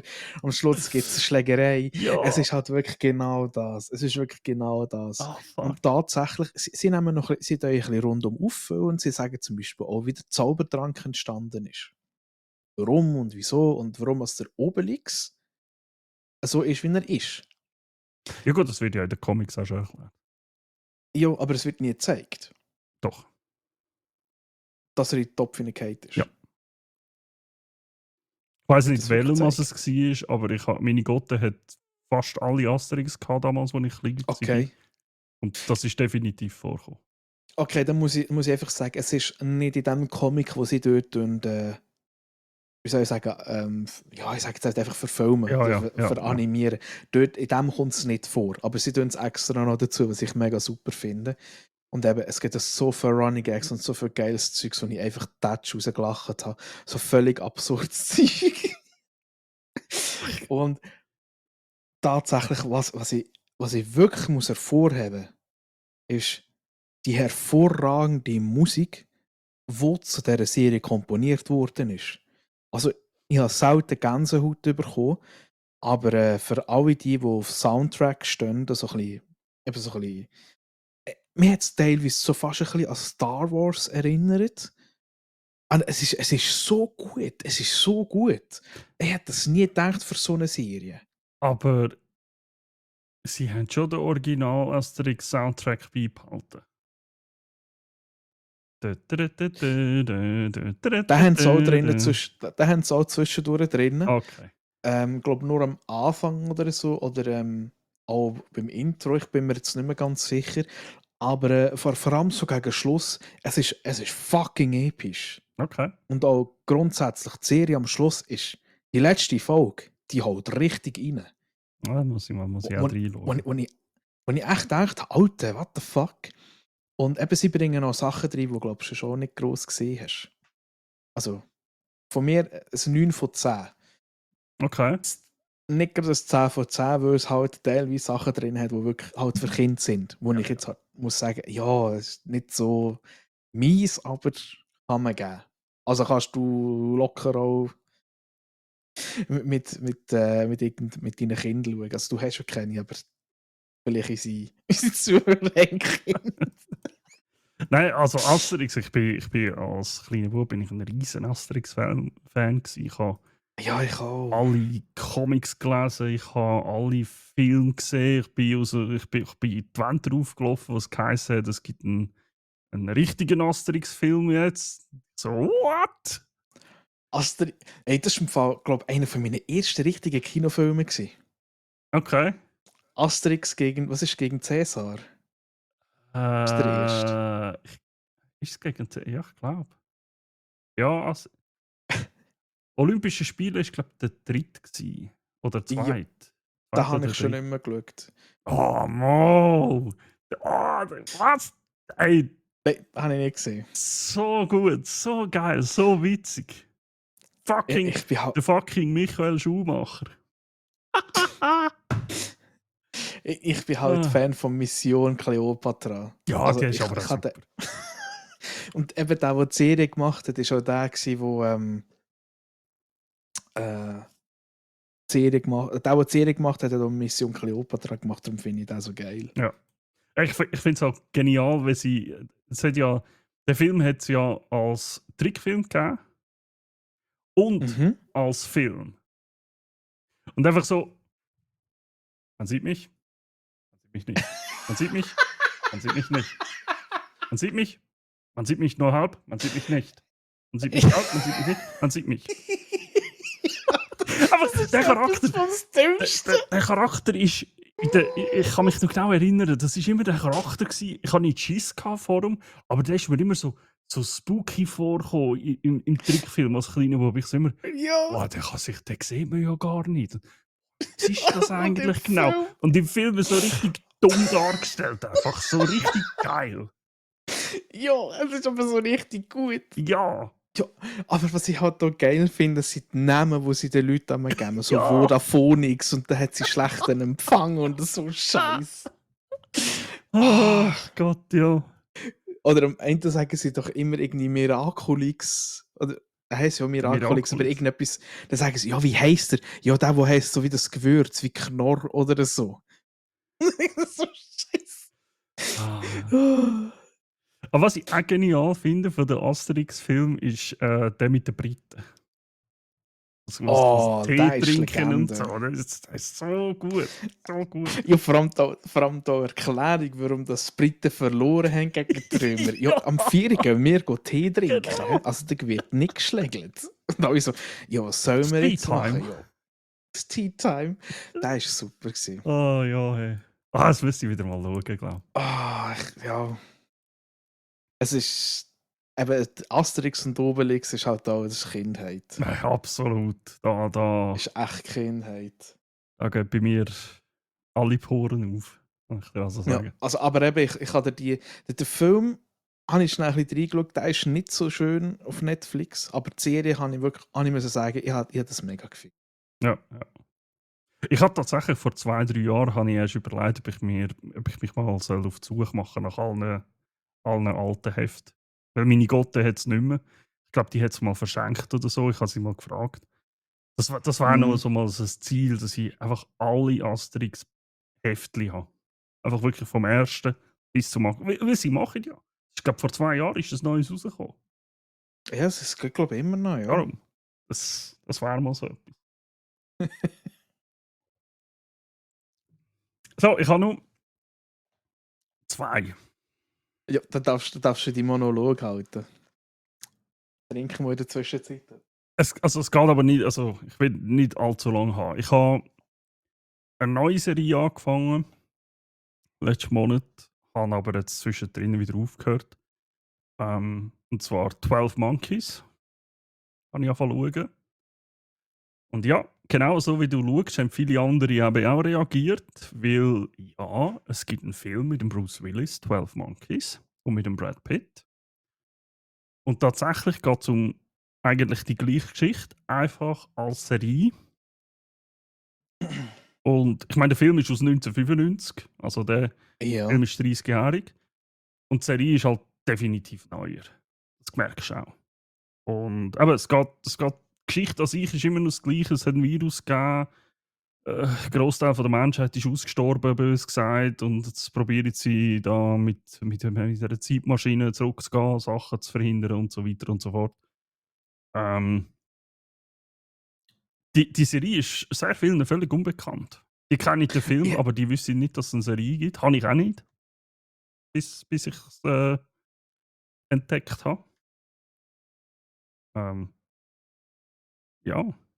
Also den habe ich Krass. angefangen zu schauen. Es gibt tatsächlich schon ein paar Staffeln davon. Also die ist mir wirklich... Weißt du, wenn es jetzt nur eine Staffel gegeben hätte ich gesagt, ja okay, man hat vielleicht noch nicht viel gehört von der, aber es hat halt irgendwie 5 Staffeln jetzt schon gegeben. Es gibt 4 und es gibt seit 2015. Ja, aber What the fuck? 20 Jahre nach dem Film ist der rausgekommen. Die Serie gekommen. Krass. Also zu der Serie selber so ein bisschen, aber die Geschichte erzähle ich jetzt nicht gross. Wer 12 Monkeys gesehen kennt so Grundlagen von der Geschichte. Sie haben eine gute Charakterentwicklung, was ich bis jetzt gesehen habe. Ich habe noch nicht mega weit geschaut, tatsächlich. Ich komme nachher auch dazu, wieso. Aber die Charakterentwicklung ist gut. CGI, wenn es hat, ist eigentlich gut gemacht.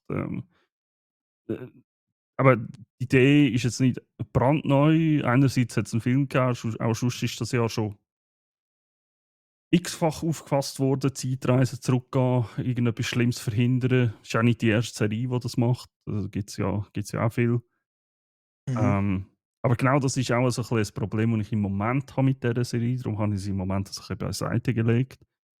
Es hat meiner Meinung nach zu viel Zeitsprünge und durch das zu viele Repetitionen. Es ist immer, Okay.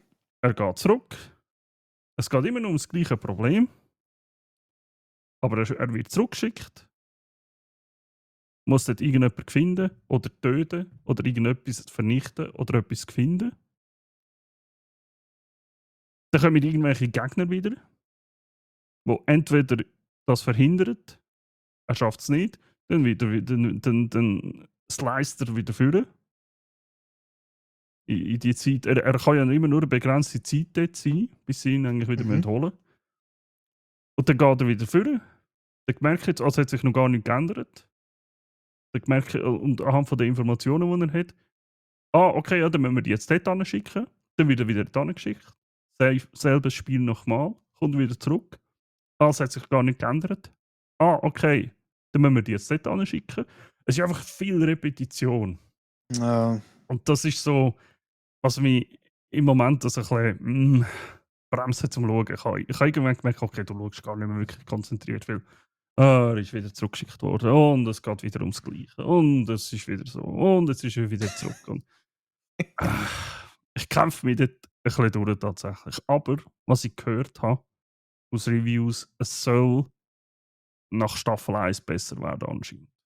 Und ich hoffe, dass ich herausfinde, da wenigstens Staffel 1 zu beenden. Und dann zu sehen, ob das stimmt oder nicht. Mal gucken. Hoffen wir mal das Beste. Ja.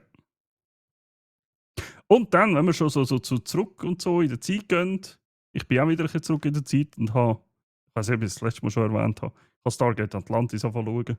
Wieder.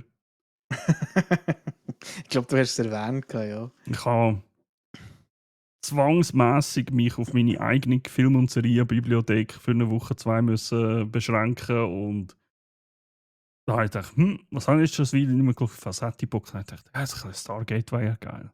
Da habe ich zuerst gedacht, tatsächlich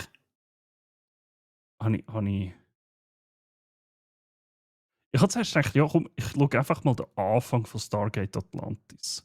Mhm. Das habe ich auch schon etwa gemacht. So Stargate SG1, ja komm, ich schaue mal den Film. Ja, okay, geil. Und dann habe ich gesagt, ja, ich schaue mal die ersten 2 Pilotfolgen da von Stargate Atlantis. Fun Fact, ich bin glaube mittlerweile in der 2. Staffel nachgekommen.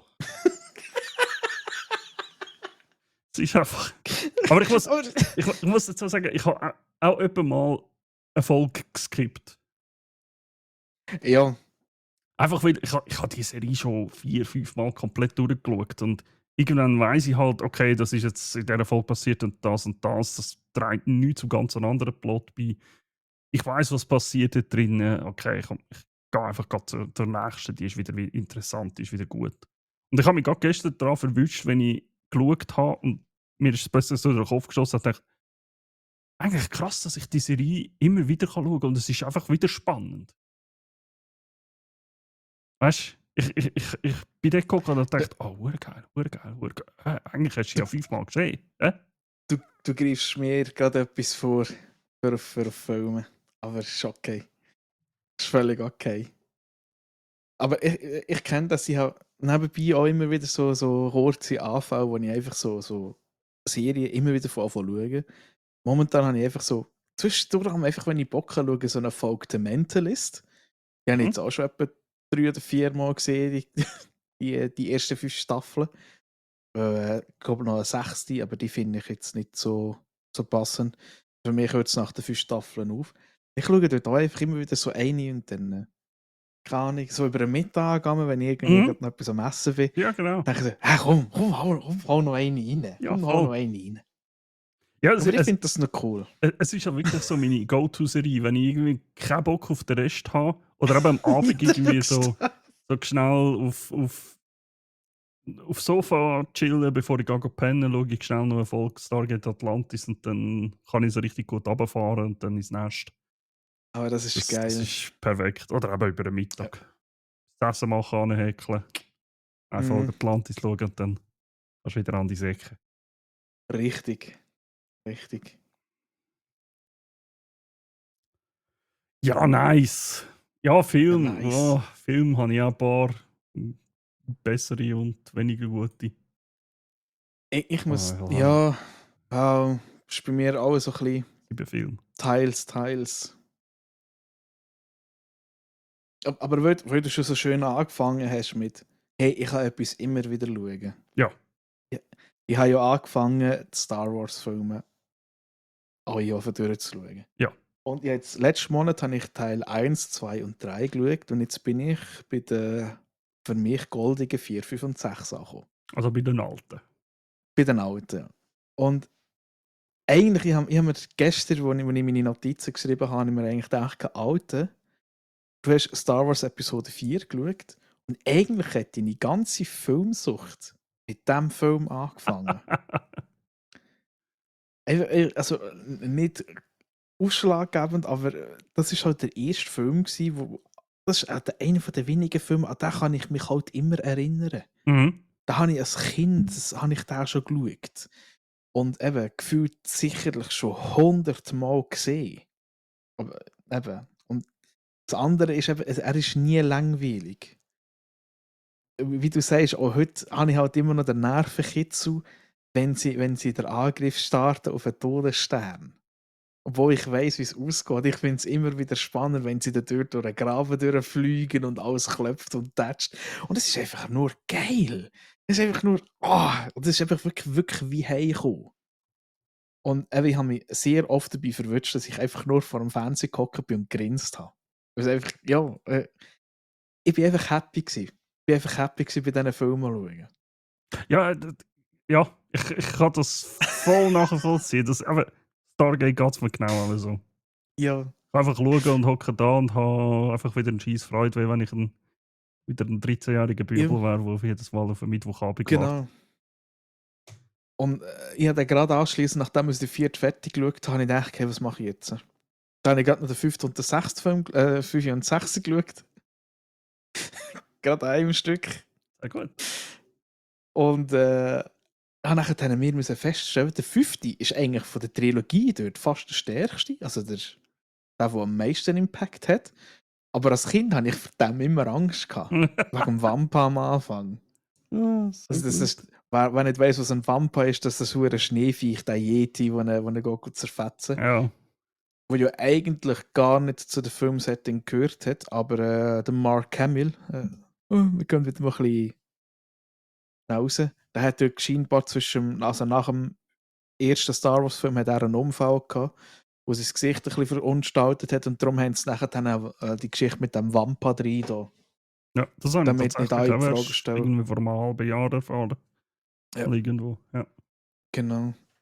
Und eben für mich ist dann auch als Kind immer so ein Schock gewesen. Scheisse, das Gute gönnt nicht immer in solchen Filmen, weil der 5. Teil ist ja eher so ein bisschen eben, sie sind meistens unterlegen, sie entkommen so Häppchlapp. Aber eigentlich, Anführungs- und Schlusszeichen, verlieren sie im 5. Teil. Mhm. Und der 6. Teil halt, ja, der war halt der Liebling gewesen, das Kind wegen den Evox, der war so ein bisschen lustig gewesen und so Zeugs. Ich glaube, das ist so der Standard. Als Kind findest du den 6. Teil einfach am lustigsten. Das sage ich nur dazu, jedem Kind, das den lustig findet, sollte man eigentlich einmal Battlefront 2 vorstellen mit dem Evox-Mode. Die finde die Evox nachher nicht mehr witzig. Nein, Die, definitiv die, nicht. die haben Albträume von Evox nachher. Oh, geil. Das ist mir jetzt einfach ganz so ins Einkommen von unserer Session, die wir erst hatten vor einer Weile. Einfach, Aber das war aber auch der beste Mode. ja, Mode gewesen. absolut. Absolut. Du siehst einfach nichts. Es ist dunkel, du hast eine limitierte Taschenlampe und irgendwelche Leute sind einfach die Evox, wo einfach plötzlich. Ja! Und dann stehst du das dritte dort so in einem Feld raus und denkst, wo kommen jetzt? Ja, alle schauen. Da ist er! Und dann fährst du einfach auf rumballern, weil du nichts siehst. Und du siehst einfach plötzlich, wie so die Glühwürmchen um die rumfliegen und du weißt, Scheiße, we are fucked. Ja, und nachher kommen sie. Ah, Es ist wirklich geil. ach so Und gut. ja, das sind einfach auch immer 3 Filme, die kann ich immer wieder schauen. Ja. Immer wieder. Und sie werden nie langweilig. Ja, Da habe ich von meinen 6 Filmen schon 3 verballert. Ja, okay, dann mache ich mal. Da fange ich mit einem Film an, respektive auch 2. Ich habe gewusst, es kommt eine Fortsetzung von einem Film, und zwar von The Old Guard. Hat es eine Fortsetzung gegeben? Oh, Zweite ja. Teil. Und weil ich gewusst habe, okay, der kommt, habe ich gedacht, hey, es ist schon, ich glaube, der erste Teil war vor 5 Jahren gewesen oder so. Und ich gewusst, okay, ich muss den ersten schauen. Ich weiß ungefähr, wenn er läuft, noch, oder was passiert ist. Aber ich wollte einfach schnell auffrischen. Ich habe den ersten Teil noch geschaut. Nach 5 Jahren durchaus möglich. Ich habe wirklich zwischendrin nie mehr geschaut. Weil ich habe halt immer wieder tatsächlich das Problem, ich kann nicht Filme irgendwie immer wieder schauen. Ja. Ja, ist immer noch ein toller Film, ist eine super orchestrierte Kampfszene, finde ich immer noch.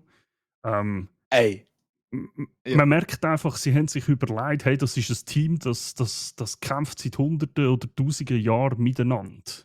Die kennen sich in- und auswendig und das kommt mega gut über in diesen Kampfszenen. Du weißt einfach ganz genau, okay, egal ob er jetzt gesehen oder nicht, der andere weiß, was dieser macht. Sie agieren als ein System. Das war so genial gewesen. Aber ehrlich gesagt muss ich auch sagen, das ist wirklich, to be honest, Charlize Theron ist halt einfach auch eine geile Frau, was Kampfszenen anbelangt. Ja, allgemein. Ich meine auch Ian Flux, was sie gespielt hat. Charlize Theron. Atomic Blonde. Atomic Blonde. Die hat schon etwas drauf, absolut. Ja, ja. Vor allem dort, dass sie da im Stegenhaus reinschlägt bei Atomic Blonde. Aber das ist ja wirklich fast ein Film, das wäre ein Einteiler. Mhm. Also du siehst wirklich keinen Schnitt drin und eben die hat etwas auf dem Kasten. Was viele auch nicht wissen, The Old Guard ist eigentlich eine Comic-Verfilmung. Und es ist, ja, es ist eine Comic-Verfilmung und ist eigentlich von Anfang an, wo sie den ersten Teil gemacht haben, als Dreiteiler gedacht. Ist eine Trilogie. Okay. Und im zweiten Teil, ohne jetzt irgendwie zu spoilern, merkst du das auch, weil der hört mit einem riesigen Cliffhanger auf. Also wirklich, du hockst da und denkst, ja, aber ich werde jetzt nicht noch 5 Jahre warten, bitte. Ich will wissen, wie es weitergeht. Der erste Teil hört auf so, dass du sagen, okay, wenn sie es nur den ersten Teil gemacht hätten, ist okay, ist fertig. Aber der zweite ist halt wirklich also ein riesiger Cliffhanger, wo du denkst, ja, Und ab dem zweiten Teil, Kampfszenen, sind wieder absolut genial, richtig gut gemacht.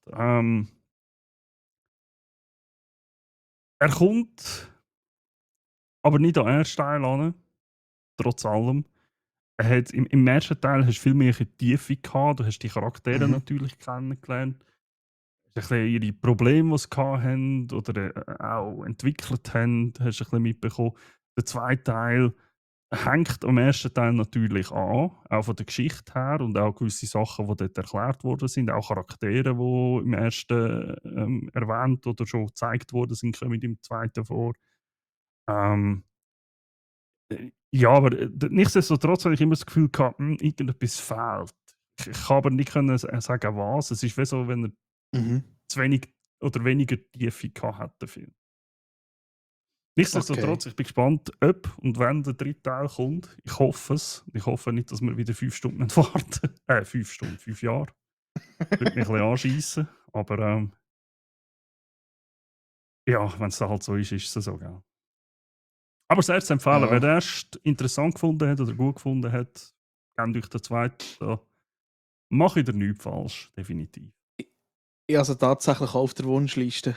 Ich habe mir letztens überlegt, ob wir die noch schnell reinpfeffern, bevor wir den Podcast haben. Aber es hat halt einfach für die Zeit her nicht gelangt.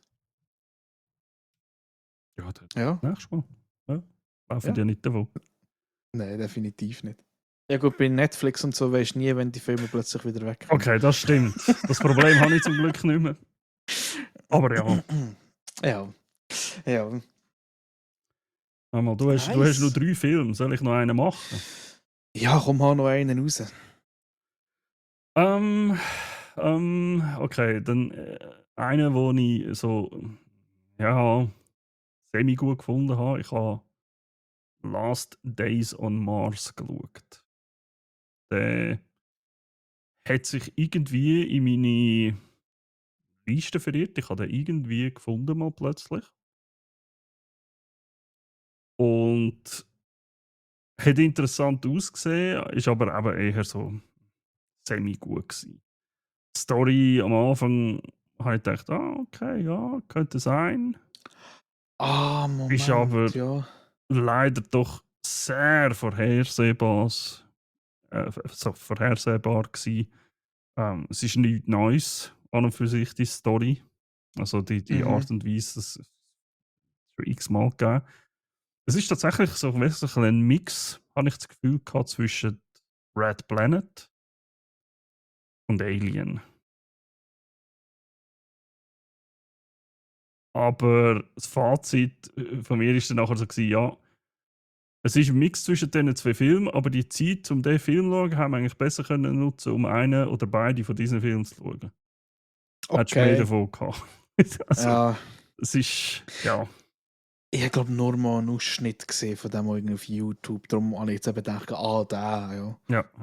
Ja, es kann sein, dass ich ihn über YouTube gefunden habe. Ich weiß es nicht mehr.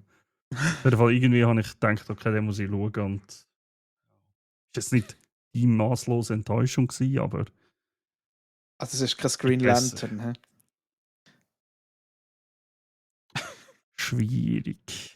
Dünnes Eis. Wir Dünnes können jetzt Eis. eigentlich alle Filme, wo so okay sind einfach Green Lantern. Es sind grüne Nein, die Green Laternen. Lantern ist nicht einfach gut. Nicht, der ist nicht einfach okay. Look, triggern. Ja, natürlich, ich muss es dann verteidigen. Das sonst Nee, niemand tut. Gottverdammt. niemand tut. Ja. Äh, Also, hast du Also, noch für sich geschaut? Wo okay ja, wenn man war? tatsächlich der nächste Film, den ich gesehen habe, der ist okay gewesen. Okay. Hat nichts mit Aliens, ja, nicht mit dem Aliens zu tun, aber mit dem Predator. Und zwar hat es auf Disney hat's eine Animationsserie gegeben oder einen Animationsfilm, der heißt Predator Killer of Killers. Das hat ich fast auch geschaut. Tatsächlich, die Idee davon ist nicht schlecht.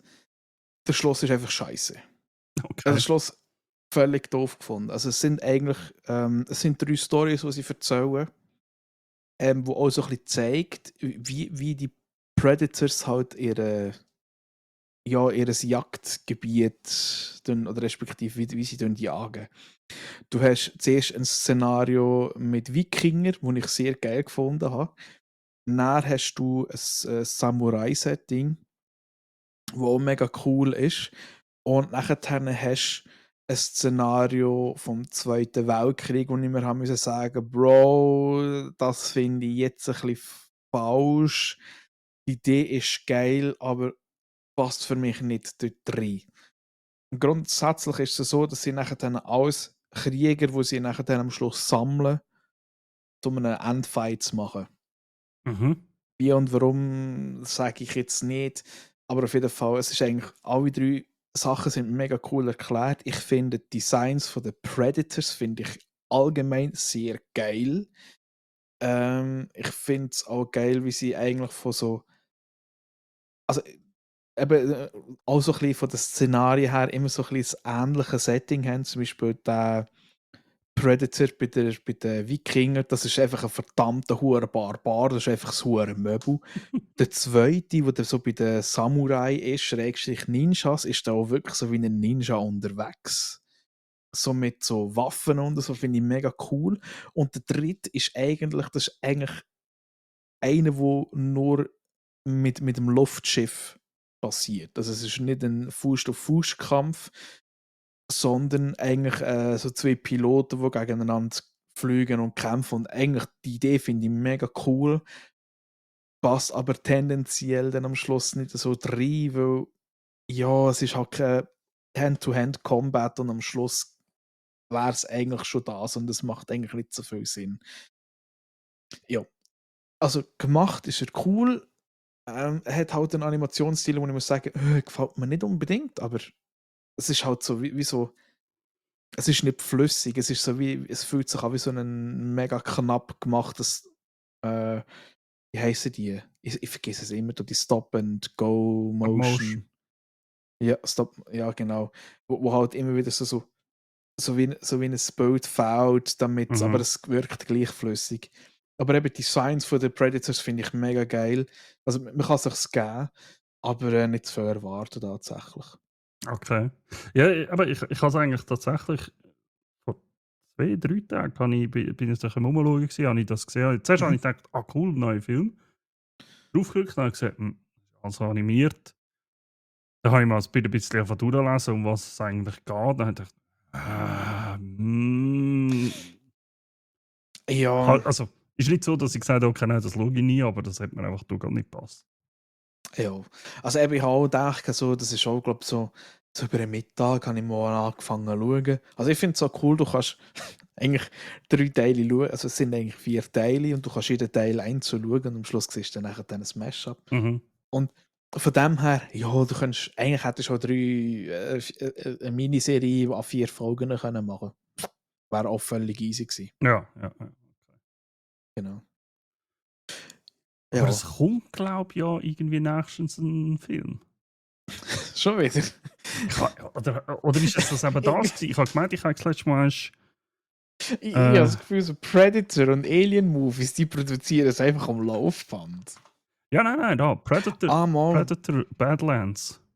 Ja, genau, wo sich jeder darüber aufregt, warum das Ding so ein bisschen speziell aussieht.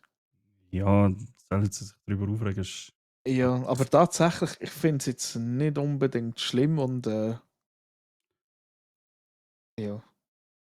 Äh, let's have a closer look, bin ehrlich. Ich mag den Predator eigentlich ja, als Figur. wenn, jetzt muss ich ganz schnell schauen, wie der geheissen hat, weil ich habe es war eine Serie gewesen. Ja, genau, Predator Upgrade. Musst du den mal reinziehen. Ja, ich glaube, da wollte ich mal Das schauen. ist von 2018. Das ist, im Fall, das ist gar nicht mal so schlecht. Ja, den habe ich mal geschaut. Der ist recht untergegangen tatsächlich. Aber der Ja, ist wirklich nicht mal so bad. ja, ich glaube, der ist untergegangen, weil jeder so ein bisschen, ich glaube, Prey, der neueste von ihm, wo er so eben auch in die Western-Zivilisation geht, go hunten. Der muss scheinbar eben auch recht geil sein. Ja, aber das ist ja, glaube ich, eine Serie. Prey. Nein, Prey ist ein Film Ah, nein, ist ein und Film, ja. Upgrade auch. Ach, haben wir gemeint, Prey ist eine Serie. Okay. Ich finde es geil, wenn Predator Upgrade eingibst, in Google kommen einfach noch Terminator-Filme rein. Das ist schon so, ja. Oh mein Gott.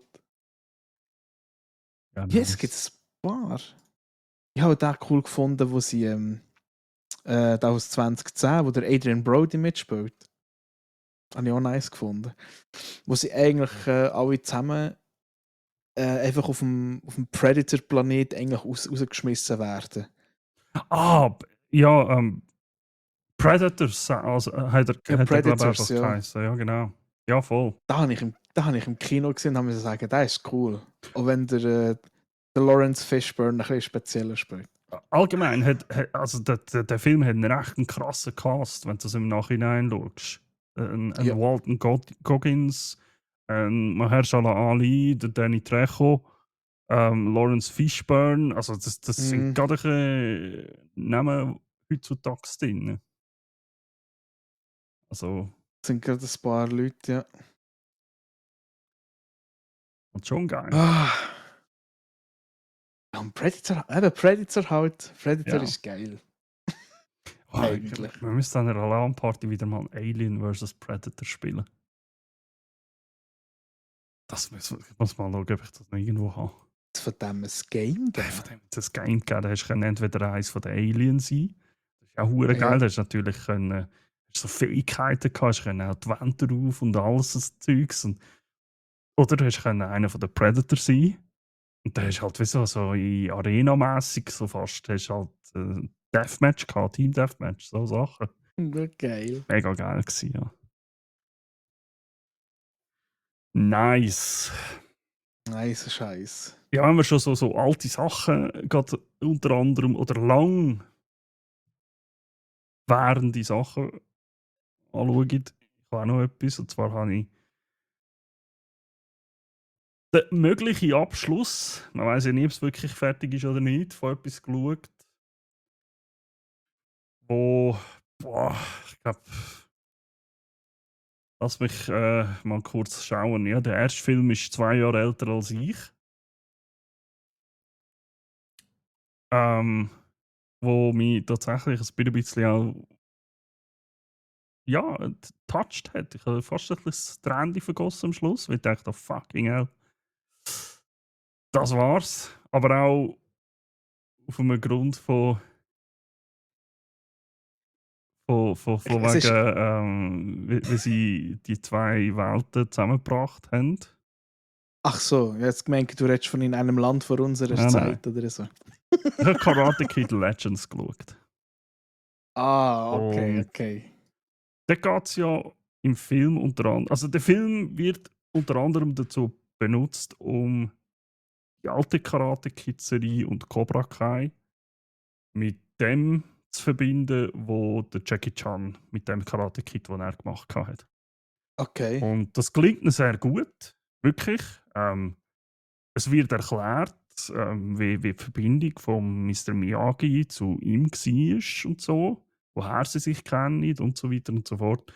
Mega gut erklärt, gute Zusammenführung. Der Cast ist natürlich absolut insane. Ich meine, Jackie Chan, ein Ralph Macchio, ein Ming-Na Wen, Joshua Jackson, das sind alles Namen, die du seit Jahren in Hollywood kennst. Fasziniert bin ich halt immer nur der Ralph Macchio, der ist 60 plus und der sieht einfach immer noch gleich aus wie du, als er ein kleiner Bub war, bös gesagt. Also was der macht, für einen Deal mit dem Teufel, das der hat. Aber nein, also ich habe es wirklich einen guten Film gefunden. Einen schönen Abschluss für Karate Kid und Cobra Kai auch. Ähm, es gibt ein kleines Easter Egg. Also, wenn ihr schaut ihr bis ganz am Schluss. Ihr wisst dann wieso, vor allem auch, wenn ihr Cobra Kai geschaut habt.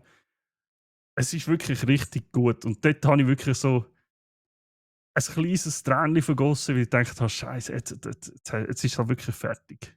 Es ist wirklich gut abgeschlossen und jetzt ist es fertig.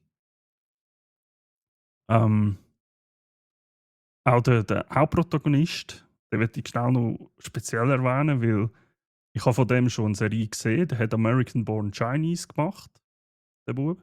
Oder Jungmann. Ja. American Born Chinese ist so ein bisschen. Ja. Ist eine Kampfsportserie, wo auch mit ein bisschen Fantasy, also mit Mythen aus der chinesischen Mythologie und so spielt. Wirklich sehr zu empfehlen, wer sich ein bisschen für das interessiert. Der Ben Wang, das ist der Hauptdarsteller, der junge Mann, der dann aber auch im Film jetzt da bei Karate Kid kämpft. Ich sehe den tatsächlich so ein bisschen wie so das nächste Jackie Chan, so in die Richtung Jackie Chan, Donnie Yen. Der Dude kann etwas, der kann, also ich habe nachher nachgeschaut, weil es mich interessiert hat, ob er selber so gut kann. Ja. Der kann Karate, er kann Kempo, er kann Wing Chun, Kumdo, Taekwondo, der sicher hat etwas drauf. Also sag ihnen das, was er nicht kann. Ja, die Liste ist wahrscheinlich länger, weil es gibt so viele verschiedene Kampfsportarten, aber ich Vor habe allem, Ausschnitt von ihm gesehen, wo er vor dem Jackie Chan, mit dem Jackie Chan ein dummes Video gemacht, das ist funny. Wo, du siehst den Jackie Chan, wenn er mit einem Handy eigentlich so am Filmen ist. ja. Und der andere ist schon voll sich seine Tricks am machen. Der Jackie Chan so, oh ja, nice, oh nice, oh. Und das ist dann Filmen. Und da steht immer so, Außenperspektive oder irgendetwas. Und dann siehst du die eigentliche Aufnahme und dann siehst du einfach nur dem Jackie Chan sein Face so, wow, hat er mit der falschen Kamera aufgenommen. Ja. Aber es ist einfach nur so ein Joke, aber es ist mega gut. Also, durch das hat es mich nachher wieder dazu geführt, dass ich bin nachschauen, ja, kann der Ben Wang wirklich, hat er das selber gekämpft und so, hat er das selber gemacht und tatsächlich, ja, er hat das selber drauf. Das finde ich richtig Der ist schon, nice. der ist schon 25. Ja, aber perfekter Nachfolger Tatsächlich, für den Love krass. Macho. Ja. Der Ben Wang, der wird auch mit 55 Krass. aussehen wie mit 20. Ja.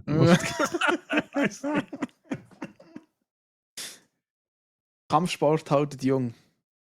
Ja, macht aber auch kaputt. Ja, wahrscheinlich. Ja. Frag mal den Jackie Chan. Ich glaube, der hat sich ja schon jeder Knochen mindestens eingesprochen oder so. Ja. Da gibt es jenste Interview, wo er es erklärt. Ich finde es halt immer wieder faszinierend, dass der Mensch überhaupt kann laufen Ja. kann. Aber eben früher hast du halt keine andere Möglichkeit gehabt, je nachdem. Ja, Oder ist so, er ja. hat einfach gesagt, nein, ich will es selber machen. Also Karate Kid Legends sehr zu empfehlen. Wer Freude an Cobra Kai hat oder selber an Karate Kid auch. Vor allem auch im Film von Jackie Chan, an dem Karate Kid Film, schaut Karate Kid Legends. Stimmt, das kommt mir jetzt gerade so sein. So wie sie die Kämpfe, es geht dann auch wieder um ein Turnier, wie es eigentlich immer geht, aber wie sie so die Kämpfe inszeniert hat, das hat so ein bisschen. Mir ist dort immer wieder Need for Speed Underground in den Sinn gekommen. Es ist nicht Underground-Fighting oder so, weißt du? Aber so mit den Effekten und wie es inszeniert ist und so, es ist so richtig modern, aber ja, nein, also, du schau es und dann weißt du, was ich meine. Ja, ich finde es einfach geil, wie wenn Karate mit Need for Speed Ja, verwischt, aber es ist Effekt super. und alles. Schau es und dann weißt du, was ich meine. Oh, geil. Aber ich finde so Zeugs nice. Ich bin dafür ganz, ganz weit zurück. Oh. In die Vergangenheit. Also ja, Vergangenheit. Aber ich habe auf meiner Liste die Unbestechlichen gehabt. Vor allem, wenn wir so von Mafia und so hatten. Die Unbestechlichen ist ein Film. Warte, fuck, wie alt ist der? Ja, der ist um meinen Jahrgang herumgekommen. Ja, 87. Ja. 1987 und handelt eigentlich von 4 Personen, die sich zusammenschließen innerhalb von der Polizei, die der Al Capone hochnehmen. Und ich habe irgendwann mal irgendetwas gehört von dieser Geschichte. Ich weiß nicht, ob das irgendwie mal. Ich weiß nicht mehr. Irgendwann mal aufgekommen ist. Ich habe das irgendwann mal gehört. Und habe dann gedacht, hey, ich will da schauen. Und eben die 4 Personen, die wollen den Al Capone rausnehmen, aber sie haben am Anfang einfach keinen Beweis, um das sich festzunehmen. Und sie heißen halt die Unbestechlichen, weil sie halt, es sagt ja, es ist halt nicht bestechlich, Punkt. Sie wollen halt einfach den Al Capone hochnehmen. Ich habe es eigentlich noch krass gefunden, weil der Film ist aus dem 1987 und das Erste, was passiert, ist ja eigentlich, dass eine Hütte in die Luft gesprengt wird und ein Kind hat die Bombe in der Hand und dann macht es Bang. Und dann habe ich gedacht, okay, fängt schon so an. Und das geht dann nachher weiter mit diesen Szenen, wo sie teilweise Leichen verwenden, um Leute zu bedrohen, damit sie die Wahrheit sagen. Also sie gehen dann auf Abwägen, die eigentlich nicht so normal sind für Polizisten. Und genau, äh, ich finde, warte schnell, was habe ich da? Genau, eben das habe ich jetzt erzählt. Und eben, er ist eigentlich relativ, finde ich, brutal inszeniert. Viel Blut teilweise und ja. Aber er ist halt auch ein bisschen in die Jahre gekommen, der Film. Man merkt, so ein bisschen, die schauspielerische Leistung ist halt dort noch ein bisschen eine andere gewesen. Aber trotzdem erzählt sie eine mega gute Story, finde ich. Und es war auch spannend gewesen und kannst du nichts sagen, Mann. Wer war Kevin Costner, ein alter Sean Connery dort schon. Der eine weiss ich jetzt gerade nicht mehr, wie er heisst, und der andere ist, glaube ich, der Andy. Garcia. Andy Garcia, Und ja. natürlich der Robert De Niro als Al Capone Ey, nicht vergessen. hä? Also bitte. Ich finde, der hat viel zu wenig Screentime gehabt. Ja. Ja gut, Der, es ist ja der, auch hauptsächlich halt um Polizisten gegangen in dem Film. genau. Um die Unbestechlichen. Genau. Genau. Und das ist wirklich, ich finde ihn eigentlich mega gut für die Zeit. Ja. Für die Zeit finde ich den mega Ich gut. habe schon ewig nicht mehr gesehen. Ich muss da wieder mal schauen. Ich habe eigentlich so die Mafia-Filme und so Sachen habe ich eigentlich mega gerne. So auch der Pate oder Goodfellas und das kann ich easy eins im Jahr schauen. Goodfellas, die muss ich auch mal schauen. Ich denke, alle Filme mal schauen mit dem Joe Pesci. Ja, zum Beispiel. Der auch, ja. Einfach der fucking Giftswerk. Ich finde das super. Ja. Okay, ja, ja, wenn wir schon gerade so bei Schiesserien und so sind. Ich habe Ballerina geschaut. Das ist die weibliche Form von John Wick, oder? Also sagt man Anführungs- und Schlusszeichen. Ja, kannst du eigentlich so, ein bisschen so sagen. Also, es ist nicht gerade John Wick. Der Baba Yaga ist schon nochmal ein bisschen etwas anderes, aber ich muss sagen, ich habe es einen tollen Film gefunden und vor allem auch eine wirklich gute Erweiterung für das Franchise. Passt Mhm. perfekt ins John Wick-Universum. Die Story an sich findet während dem dritten John Wick-Film statt. Also da mit der Ruska Roma, wo er dort zu denen geht und eigentlich Hilfe sucht, wo er ja nachher Mhm. das Brandmal auf den Rücken bekommt und so. Ähm, genau das ist ja so ein Punkt. Durch das, er kommt auch ab und zu vor, er hat tatsächlich auch er ist ein bisschen eine prominentere Rolle in dem Film. Es ist nicht so, dass er da voll in den Fokus gerückt wird, aber es zeigt so ein bisschen die Sicht von außen auf den Charakter John Wick, weil halt wirklich alle einen riesen Respekt vor dem haben und eigentlich schier Schiss haben, weil sie wissen, dass er hat nicht umsonst den Nickname Baba Yaga. Und sie, also der Charakter, ist ja Teil von der Ruska Roma.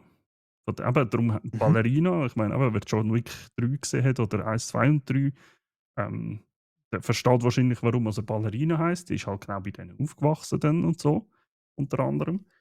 Ähm, und da kommen halt wirklich auch Szenen aus dem John Wick-Film vor, aber Okay. halt aus anderer Perspektive. Und das ist Oh, das ist mega geil. interessant zum Schauen. Also die Zusammenführung von diesen zwei Filmen ist richtig gut gemacht, finde ich. Was mich ein bisschen irritiert hat, oder wo ich mich halt dann ein bisschen gefragt habe, ist, okay, wenn das während der Events von Teil 3 stattfindet. Also weißt du, wenn ich jetzt Teil 3 schaue, habe ich nicht das Gefühl gehabt, dass der John Wick die Zeit hatte, irgendwie irgendetwas anderes zu machen, als davon zu zäckeln. Oder Leute zu Oder töten. Leute zu töten. Und, aber das sollte irgendwo dazwischen stattfinden. Und okay, ja, also sie haben es gut erklärt an und für sich, aber wenn du den Film John Wick schaust, dann frage ich mich halt, wann hat er das gemacht? Aber das ist ein bisschen weit umeinander gegriffen, sage ich jetzt mal. Der Cast, ja, ja. Nein, ist gut, ist gut. Der Cast, der ist auch super. Eben, es kommen viele bekannte Charaktere vor aus dem John Wick-Universum. Äh, viele bekannte Gesichter. Die Hauptdarstellerin die Ana de Armas, die liefert super ab. Also wirklich mega gut. Auch aus dem Grund, ich meine, der John Wick hat auf die Fresse bekommen. Man hat gemerkt, das ist. Ich habe das so interessant gefunden. Mir ist mal in den Sinn gekommen, als ich das nachher so das Review geschrieben habe. Es hat so wie so das Feeling vom neuen James Bond teilweise. James Bond ist bis zum Daniel Craig an immer so der gewesen, wo dem hast du nichts antun eigentlich. Und der Daniel Also so Craig, einer Motto, er war immer einen Schritt voraus, gewesen, ja. ja, und auch wenn er mal auf die Fresse bekommen hat, in der nächsten Szene ist er wieder fix Vögeli wohl da gestanden. Und der Daniel Craig hat halt auf die Fresse bekommen und Ja, dann hat er halt auf die Fresse bekommen gehabt. Und dann merkst du das auch. Und das ist bei Ballerina auch so. Du merkst halt, okay, ja, sie ist eine Frau, sie kann kämpfen. Die Kämpfe sind wieder die Action-Szenen absolut Mhm. grandios, richtig wirklich John Wick-Level. Aber du merkst halt, ja, sie kommt halt auf die Fresse über. Wenn du halt gegen einen 2 Meter Hühner kämpfst, dann rührt er dich halt wie ein Sack Reis irgendwie um die Gegend rum. Wenn du eine 50 Kilo Frau Ja. bist. Also, ist jetzt nicht böse Aber, gemeint, aber es ist jetzt halt so. Du kannst jetzt nichts aber dagegen machen. nein, aber ich finde, das macht es halt irgendwie auch spannend, weil es sind halt in dem Sinn eben immer noch Menschen. Mhm, Sie haben genau. zwar darauf trainiert, aber sie sind halt verwundbar. Und ich Mhm. glaube, das zeigt halt, es macht's viel mehr sympathischer, wenn du so jemandem zuschaust, dass er halt auf die Fresse bekommt. Ja, das macht aber auch, das macht auch John Wick aus. Ja, Würde er nicht die ganze Zeit blüten und da wieder irgendeinen gebrochenen Finger und da hat er sich verbrannt und da hat er einen Schuss abbekommen und ja, rumhumpeln und kaum mehr können laufen, aufstehen. Es wäre halb so interessant wahrscheinlich. ja. Eben dann musst du ja wirklich auch Angst haben, so unter dem Motto, Scheiße, er kann auch verlieren. Mhm. Mhm. Eben, das macht ja die Spannung aus. Ja, aber also, wer John Wick gut gefunden hat, hey, absolute Empfehlung, schau die Ballerina. John Wick Cameos an sich, also die Auftritte, aber sind, er kommt ab und zu mal vor. Er hat auch, wie ich schon gesagt habe, eigentlich eine tragende Rolle oder einen wichtigeren Auftritt. Ist jetzt aber meiner Meinung nach nicht übertrieben. Also, es stiehlt jetzt niemandem irgendwie gross Spotlight oder jetzt vom Hauptdarsteller auf jeden Fall nicht. Ähm, ja, sehr zu empfehlen, ganz ehrlich. Sehr zu empfehlen. Genau. Äh, ja, ich komme ein bisschen mit dem, ja, wie soll ich sagen, ein bisschen durch ein Thema.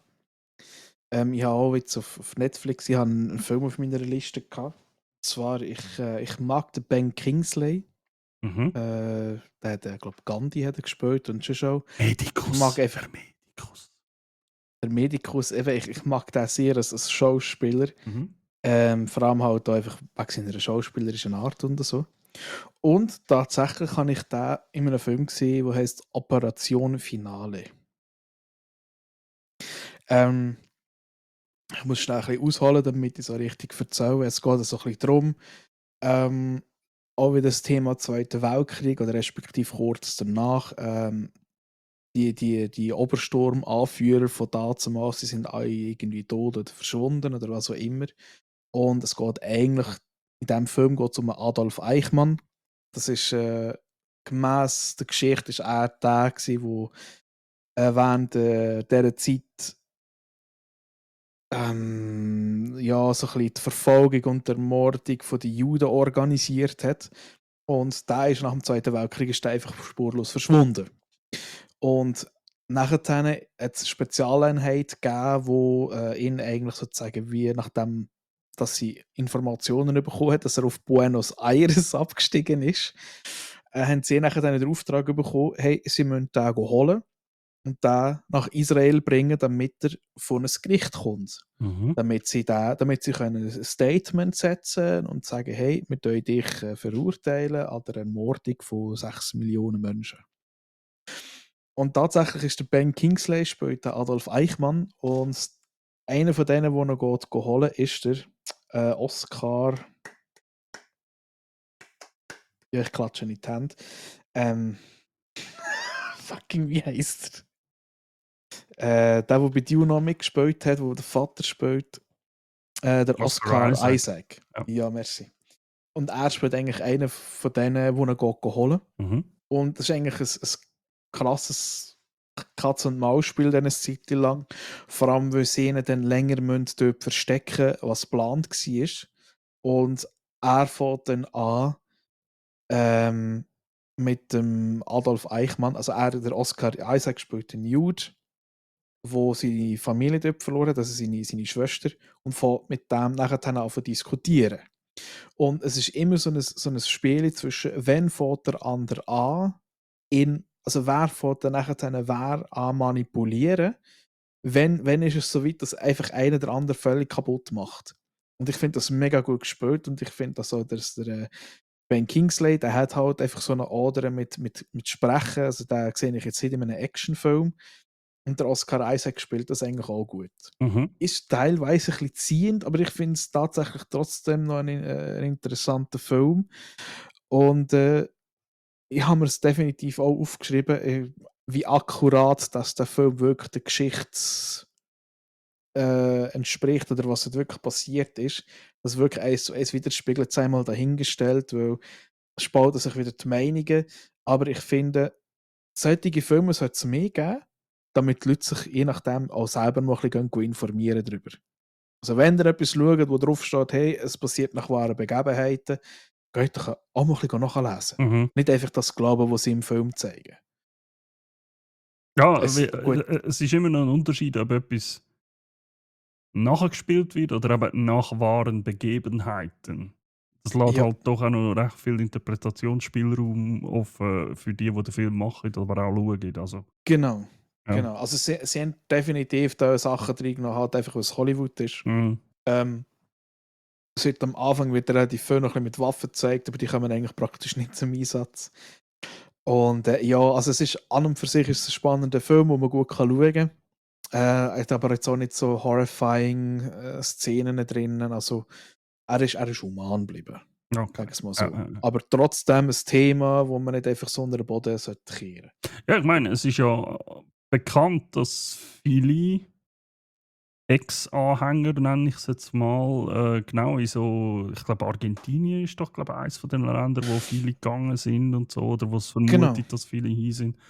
Fun Fact: Ich habe ich ha vor kurzem einen kurzen Videoausschnitt gesehen, wo jemand, ich weiß nicht mehr genau, wo das war, aber es war auch irgendwie in einem südlichen Land gewesen. Der ist dort hin und dann hat er dort zwei ganz, ganz alte Männer getroffen. Die haben völlig isoliert gelebt in Armut und die haben keine andere Sprache als Deutsch geredet. Er hat gefragt, ja, Fuck. also könnt ihr denn da, ich weiß nicht, was es war, irgendwie Spanisch oder irgendwie, also, könnt ihr denn die Sprache, die geredet wird? Nein, können wir nicht. Aber Krass. die leben die irgendwie, glaube ich, schon ihr Leben lang oder so, fast dort. Oder so. Also, es Ja. ist, also, ja, ich kann dann nachher nicht weiter, aber das ist mir jetzt einfach ganz in den Sinn gekommen, wo du das so erzählt hast. Ja, Es hat ja etwas dran, weißt du? genau. Also tatsächlich, ich glaube, es ist Buenos Aires, ist sogar glaube ich, Argentinien. Ich hab Fensterplatz gehabt in der Geografie. Hä? Definitiv Fensterplatz. Ich habe alles gewusst, was draussen abgeht, wo was ist. Aber also auf der Map ist keine Ahnung. Ja, sind wir schon zwei. Eben, da wären wir wieder der Hund. Ich weiß zwar nicht, wo ich bin, aber ich finde ihn immer hey. Ja, aber auch dort eben, es zeigt genau auf das, dass da dort eben auch noch so Anhängergruppen rum sind und eigentlich wird es dann aufgedeckt, weil eine sich mit einem Deutschen verabredet und sie weiß eigentlich am Anfang nicht, dass sie eine Jüdin ist. Der Vater sagt es ihr dann, nachdem sie schon mit dem unterwegs ist.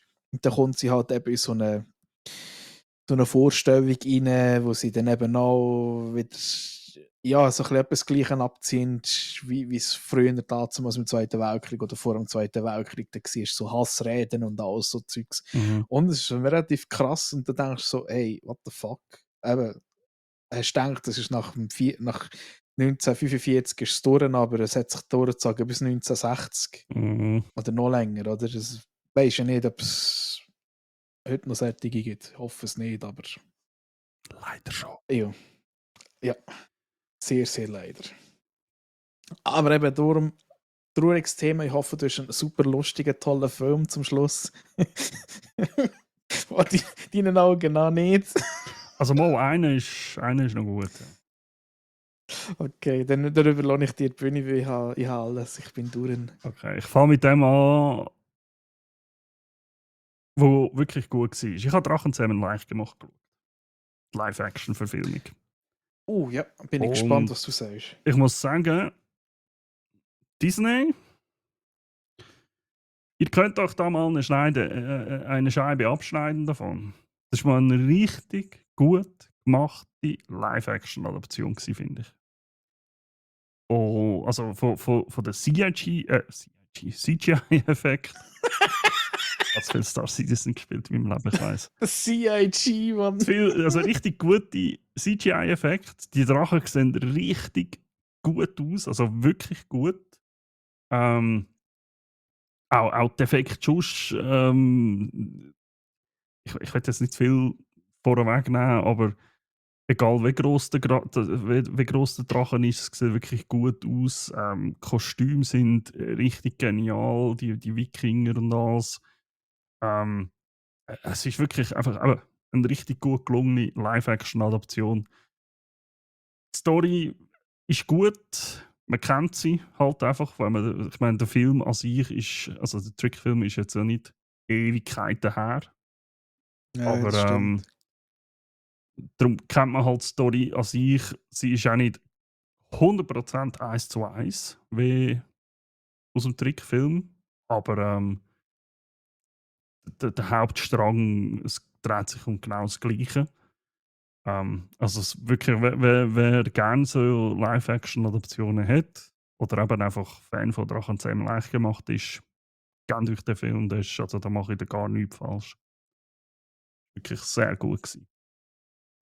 Und ignoriert irgendwelche Scheiss-Diskussionen und weiss ich was, weil ich habe da schon wieder gelesen, dass sie irgendwie, weil der ein Charakter ist eher jetzt so ein bisschen dunkelhäutig gewesen, anstatt wie in der Zeichentrick. Ignoriere den Scheiß, der Charakter ist genau gleich gut. Also das macht jetzt 0, gar keinen Unterschied. Also das sind einfach irgendwelche Leute, die zu wenig eigene Probleme haben oder zu viel eigene Probleme haben, wenn das etwas ist. Ja, schlussendlich sollte es nicht entscheidend sein, ob jetzt der Film gut ist oder nicht, Ja, wie der Charakter aussieht. Außer es ist ein richtig spezielles Merkmal drin, wo jetzt halt, ja. Wenn der eine jetzt irgendwie keine Arme, also in der Zeichentrickversion keine Arme und kein Bein hat und in der Live-Action hat er den Arme und Bein, das wäre ein bisschen speziell, finde ich, zum Beispiel.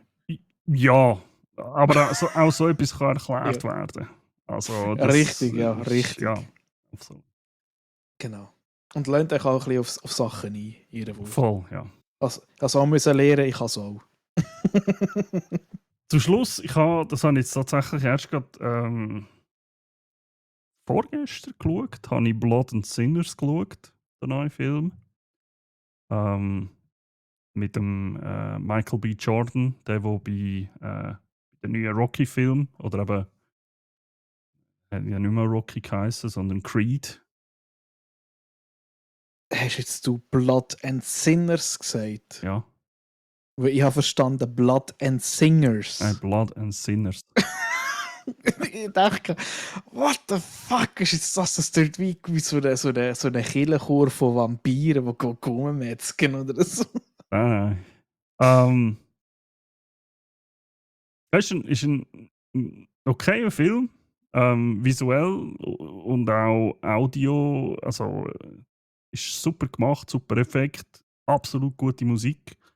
Also Musik ist ein Großteil von dem Film tatsächlich und das haben sie mega gut übergebracht. Also sehr gute Performance.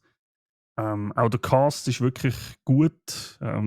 Einige Schauspieler. Es ist ein mehrheitlich dunkelhäutiger Cast. Es spielt auch so ein bisschen zu der Zeit, wo es halt wirklich nur die Rassentrennung gegeben hat. Und ich will nicht zu viel vorwegnehmen, weil sonst geht es schnell in einen Spoiler rein, aber das ist unter anderem ein Thema von dem Film. Richtig gut dargestellt auch, wirklich gut gemacht. Was ich ganz krass finde, ist, der Michael B. Jordan hat eine Doppelrolle. Er spielt Zwilling, also zweimal spielt er selber. Und das ist immer sehr schwierig. Ich habe jetzt zum Beispiel, Mhm. also ich habe jetzt wirklich gerade den perfekten Vergleich. Ich habe gestern eine Stargate Atlantis-Folge geschaut, oder ich bin glaube ich habe glaub, gar nicht fertig geschaut, wo ein Charakter zweimal vorkommt. Und bei vielen von diesen Film oder Serie oder in Episoden, wenn das passiert, dann merkst du einfach, wie sie das gemacht haben. Weil, also jetzt bei Stargate zum Beispiel in dieser einen Folge, da ist der Charakter allein in einem Raum, dann geht die Tür Mhm. hinter ihm auf, er dreht sich um, schaut gegen die Tür und du siehst einfach, wenn er so schaut und der andere Charakter so neben ihm vorbei schaut. Und du denkst, ja, das hätte ich doch dürfen auffallen, oder nicht? Also, du siehst einfach, sie schauen sich nicht so an, sondern sie schauen ungefähr in die Richtung, wo ihnen halt gesagt worden ist. Ja, du musst dir das Oh mein Gott, vorstellen, der andere steht dann der ist dort schon dort. und der andere stellt sich das vor und es passt einfach nicht 100% zusammen. Schaut einfach ins Blaue raus. Ja, wirklich. Und das ist in dem Film so gut gemacht, wenn du es nicht wüsstest, meintest, sie seien wirklich zwei Schauspieler. Sie sind wirklich Zwillinge. Krass. Es ist wirklich mega gut gemacht. Richtig, richtig gut. Aber wenn du das sagst, ich muss mir unbedingt Legends anschauen mit dem Tom Hardy. Oh ja, oh. Hast du noch nie gesehen?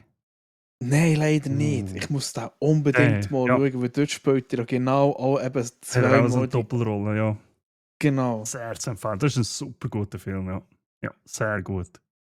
Der Film an sich, also Blood and Sinners, ist meiner Meinung nach ein bisschen overhyped, aber.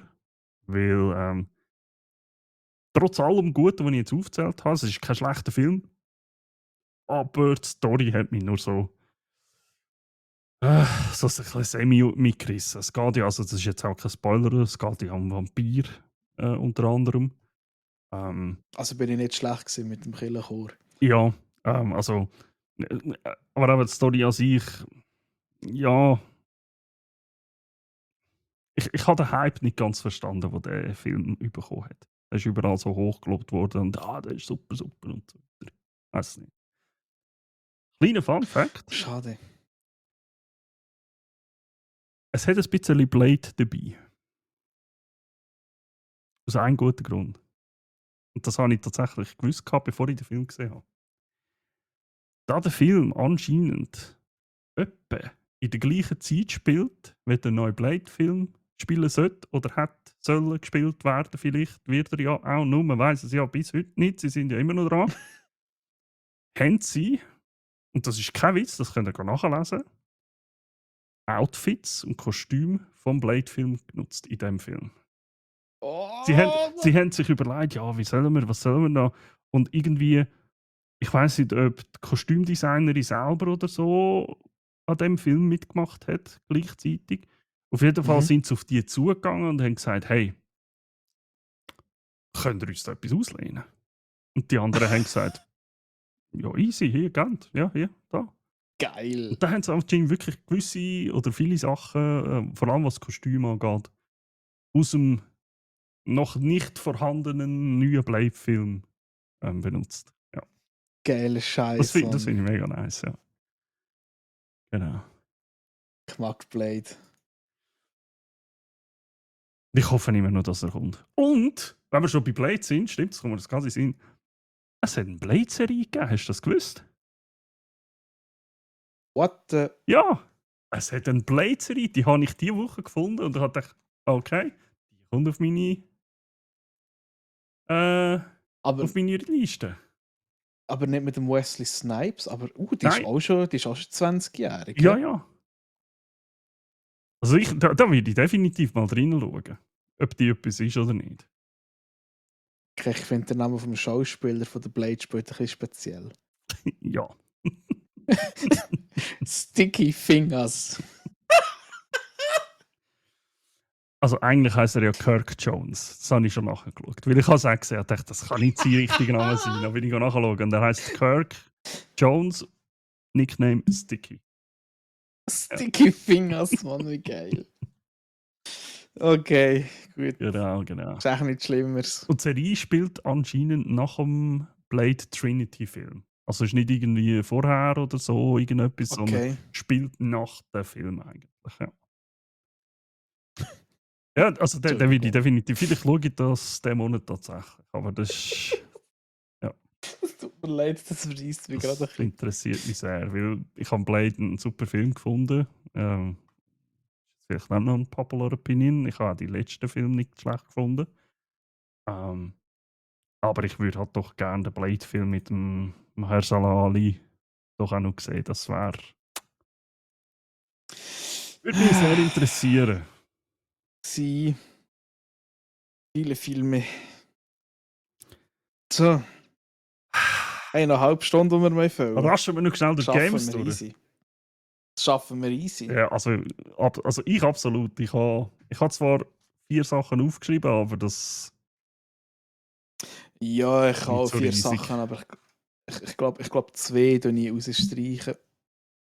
Kannst du ja Ja, nein. kurz drinnen. Ja.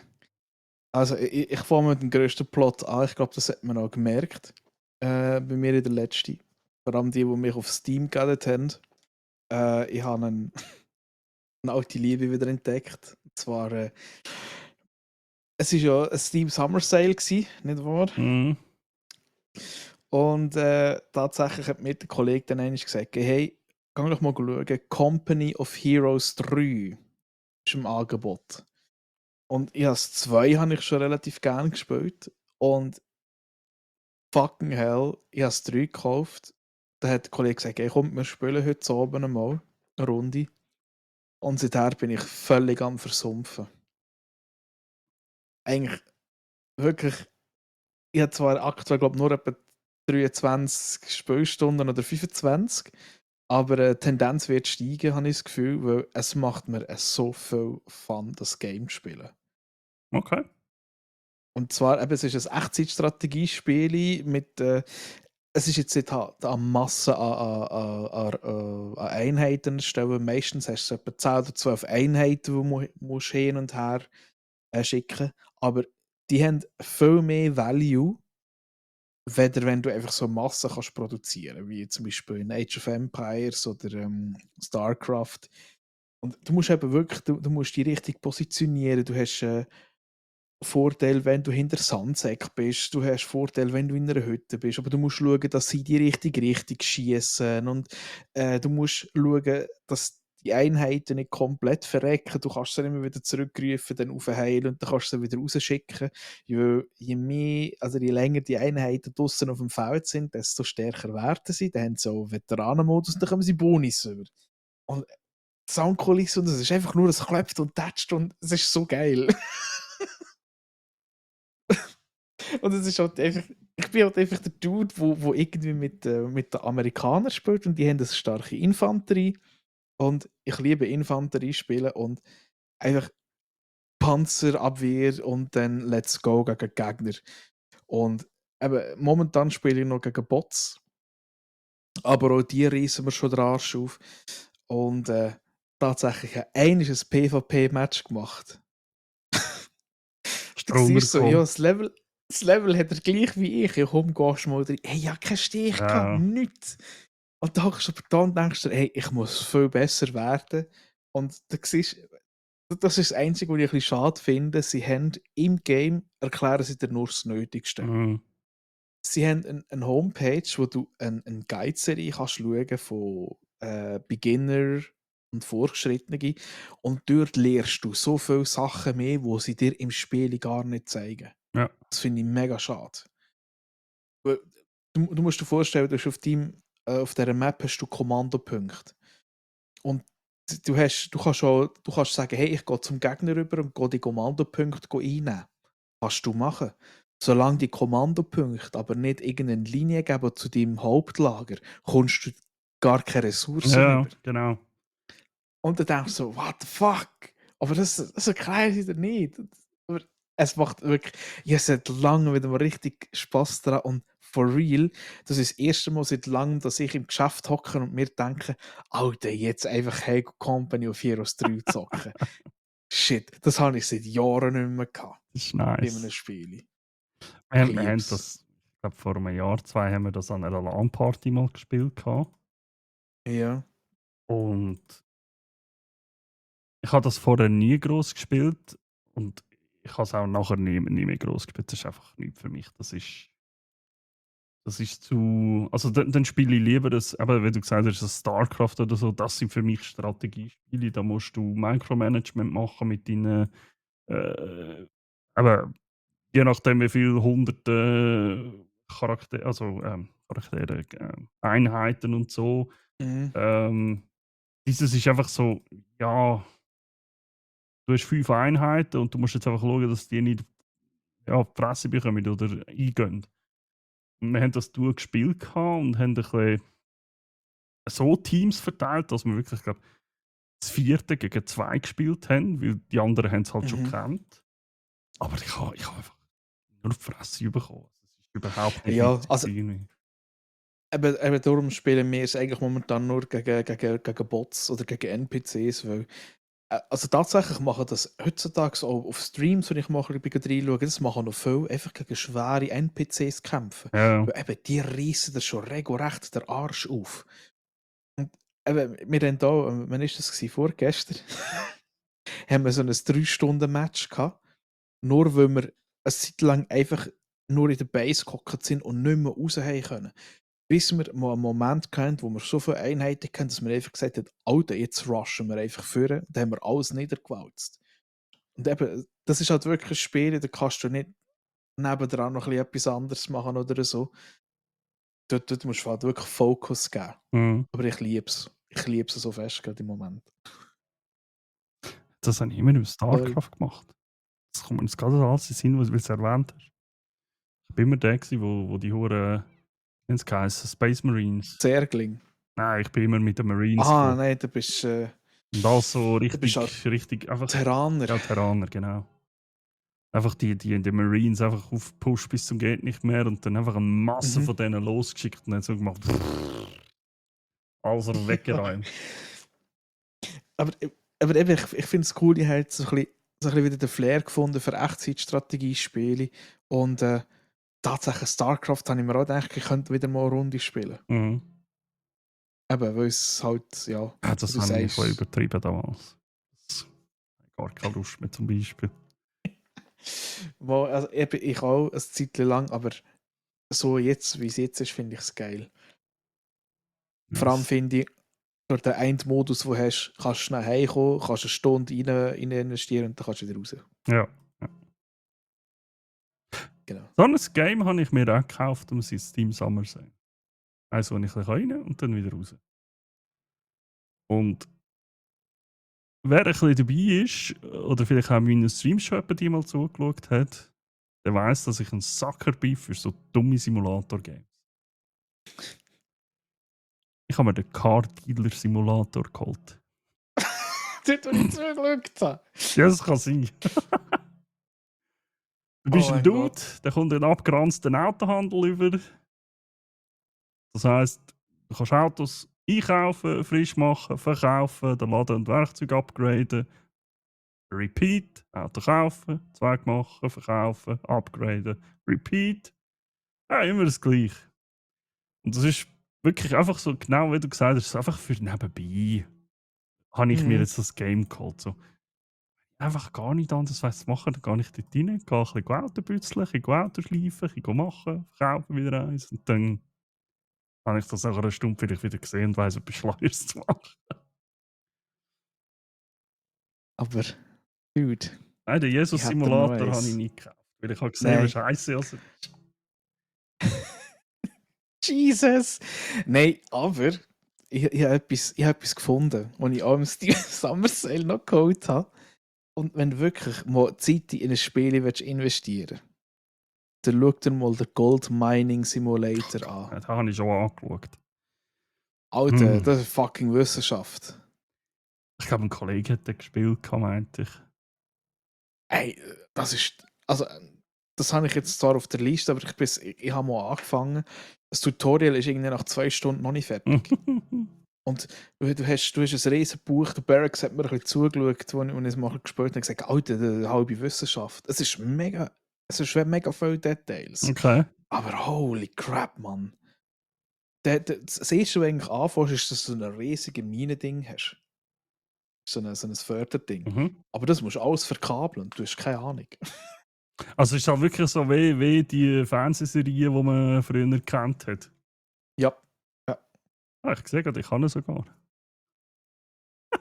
Das Geile ist, schade ist, es gibt keinen Multiplayer, aber jetzt kommt ja der zweite Teil raus und der hat Multiplayer. Und du kannst sogar gegeneinander Gold farmen. Okay. Du kannst so Wettkämpfe machen. So Scheiß. Fände ich vielleicht mal interessant für irgendwie so ein Eventli oder so. Oh Gott, der schlägt die Hände über dem Kopf zusammen. Oder respektive. Ich habe einen Kollegen in meiner Friendlist. Ich meine, an den, den ich jetzt zuerst gedacht habe, der hat nur so 34 Stunden. Ein anderer hat so 47 Stunden.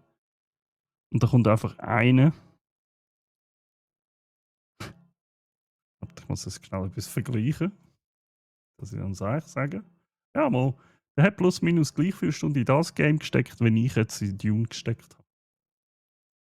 Ja, der Dude hat einfach. Warte, wo ist er jetzt? Ja, nein, ich habe noch ein bisschen weniger sogar. Der hat 271 Stunden Goldmining-Simulator gespielt. What the fuck?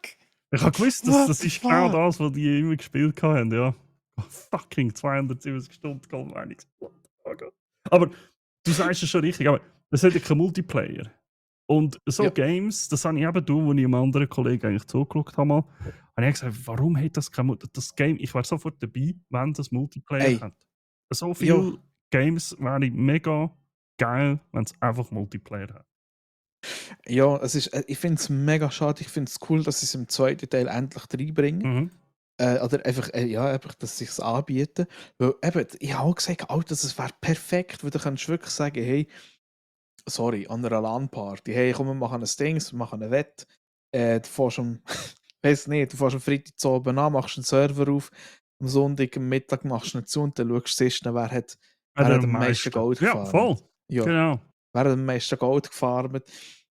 Und eben, du kannst so witzige Spiele daraus machen und so. Aber eben, Schade. schade. Na gut, eben, jetzt schauen wir mal, wie es 2 dann wird. Ja, da darfst du mir dann gerne nochmal schreiben. Ja, mach ich. Vielleicht bin ich dann dort Ja, dann auch dabei. ich habe dir eigentlich völlig reingeredet. Bist du Schon gut. fertig Ja, ja, gewesen nein, ich bin mit Car Dealer fertig mit dem gewesen. Autobilder? Ja, ja. Car Dealer. Aber in dem Fall hast du dieses Was auch hast du gerade. sonst noch? Okay. Ja, also eigentlich ist es das eins von denen gewesen, wo ich gedacht habe, ich habe es noch nicht so lange gespielt, eben erst irgendwie so etwa 3-4 Stunden. Ja. Aber ich weiß noch nichts drüber. Ich habe diesen Monat wieder mal ein bisschen Star Citizen gespielt. Nicht so viel. Aber es hat einen neuen Patch gegeben, ein neues Event. Tatsächlich eigentlich ein interessantes Event. Mhm. Es geht darum, um Ressourcen sammeln. Und die kannst dann also du nimmst eine Mission an. Es gibt 4 Fraktionen. Du kannst entscheiden, von welcher Fraktion du die Mission annimmst. Aber die Missionen sind bei allen Fraktionen die gleichen, halt einfach an anderen Ort. Und je mehr du dort beisteuerst nachher eigentlich, du musst dann Ressourcen sammeln auf verschiedenste Art und Weise. Das sind einfach Cargokisten. Und je mehr du dort beisteuerst, desto mehr geht eigentlich die Balken rauf, wie viel du beigesteuert hast. Und dann hast du so verschiedene Punkte, wo du dann schlussendlich Belohnungen auch bekommst. Wo halt Ja. dann, also Belohnungen sind so Sachen wie Schiffskins, also Lackierungen oder eine Rüstung in einem speziellen Skin, Waffen in speziellen Skins und so Sachen kommst du über. Und die Skins sind halt immer so abzielt auf die Fraktion, wo du halt Progress gemacht hast. Es gibt dann auch 4 verschiedene, aber die sehen dann alle auch ein bisschen anders aus. Und die Fraktion, die dann am Schluss gewinnt, bei der, wenn du dort auch den höchsten Rang erreicht hast, kommst du dann noch so eine spezielle Rüstung über, die die anderen dann nicht haben. Okay. An und für sich eigentlich mega interessant. Es ist endlich mal ein Nicht-PvP-Event. Bei den anderen Events, die da eigentlich gekommen sind, bist du eigentlich fast immer gezwungen gewesen, PvP zu machen. Das finde ich nie wirklich gut. Also, nicht PvP finde ich nicht gut, aber wenn du halt gezwungen wirst, um überhaupt mitzumachen, das ist ein bisschen schade.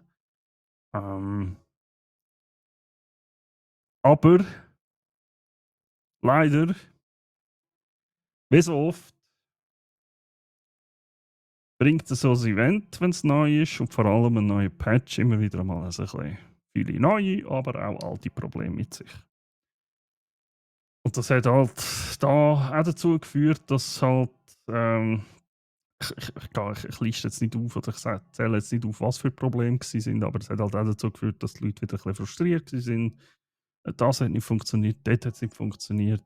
Dann haben sie etwas gefixt, dann haben sie zwar das gefixt, aber ein anderes Problem ist wieder auftaucht, wo dann auch wieder irgendwie interagiert hat mit dem Event und Mhm. es ist, ja, sie haben schon Hotfix gemacht, sie arbeiten daran, die Probleme zu lösen und sie lösen da auch eins nach dem anderen. Aber das ist, also, gewisse Sachen, ich hatte das mit einem Kollegen besprochen, es hat sich nach dem Release von dem Event angefühlt, als ob das irgendwie ein Dude hat geschaut, ist die Mission rum? Ja, kann sie annehmen? Ja, ist gut. Also, es ist auch wirklich eins von diesen Problemen gewesen, dass die Mission einfach, wenn einer sie angenommen hat, hat der andere sie erst in 10 Minuten wieder können annehmen. Uff. Und das auf einem Server mit 600 Spielern, ja, viel Spaß. Uff. Und da haben sich halt alle Ah. gefragt, hey, testet ihr euren Scheiß an, wenn ihr es rauslässt? Also, das ist das Problem, dass wenn du QA machst, das merkst.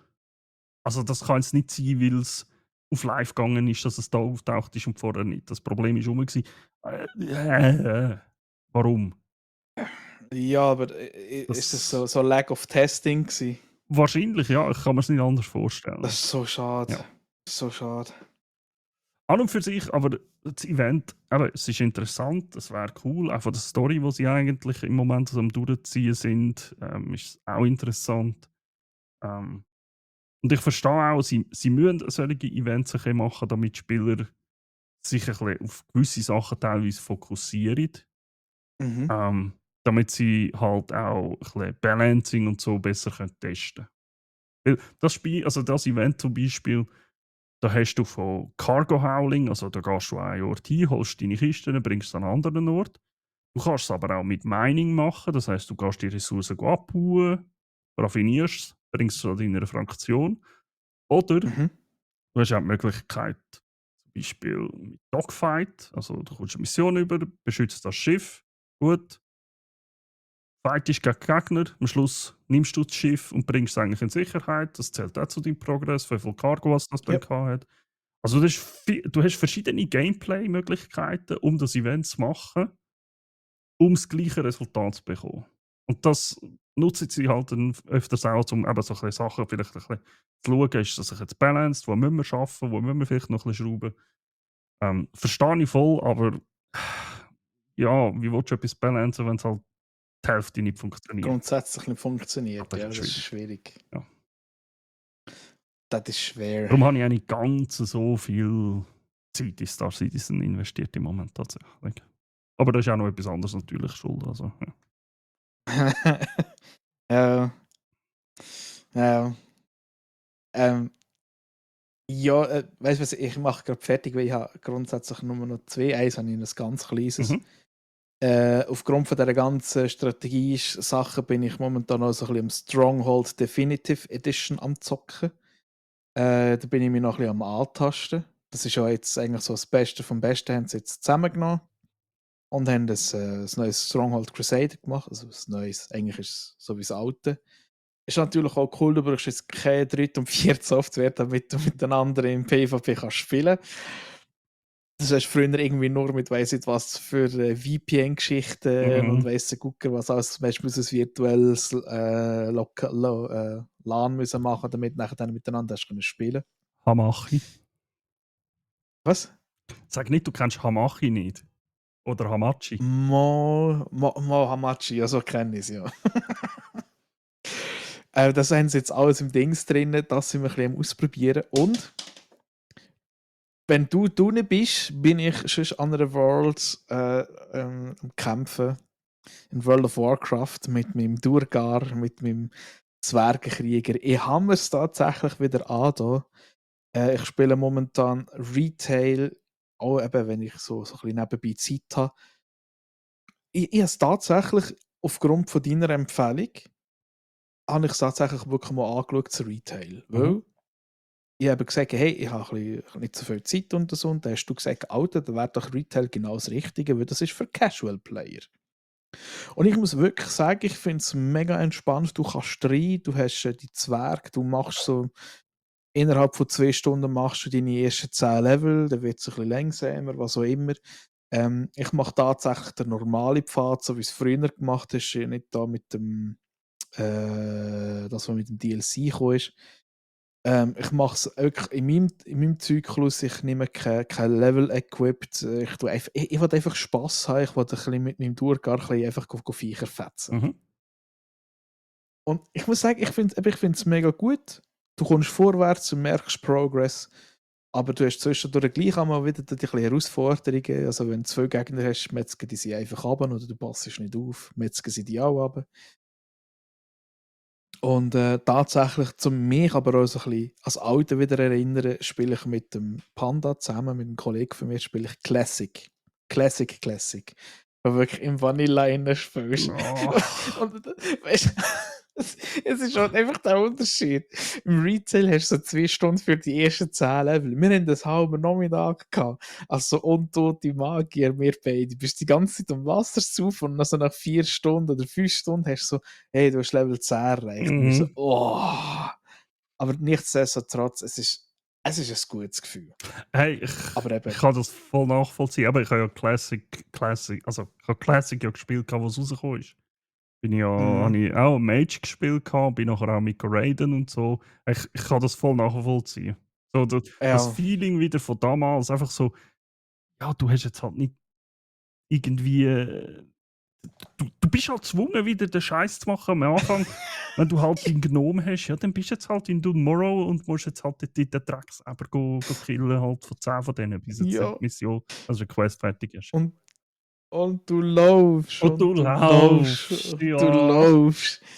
Ein Walking Simulator, du siehst endlich mal das Viech, das du brauchst und dann droppt es die Shit nicht und dann Ja. denkst du, und dann laufst und Ah, dann trinkst du wieder wie und habe ich in Dunmorrow die Scheiss jede gehasst, weil das Fell nicht gedroppt haben die ganze Zeit. ja. Verzweifelt gsi und ja, sag nicht, hey. Aber es macht ultra viel Spaß, tatsächlich. Ja, Tieres. ja, das ist nice. Genau.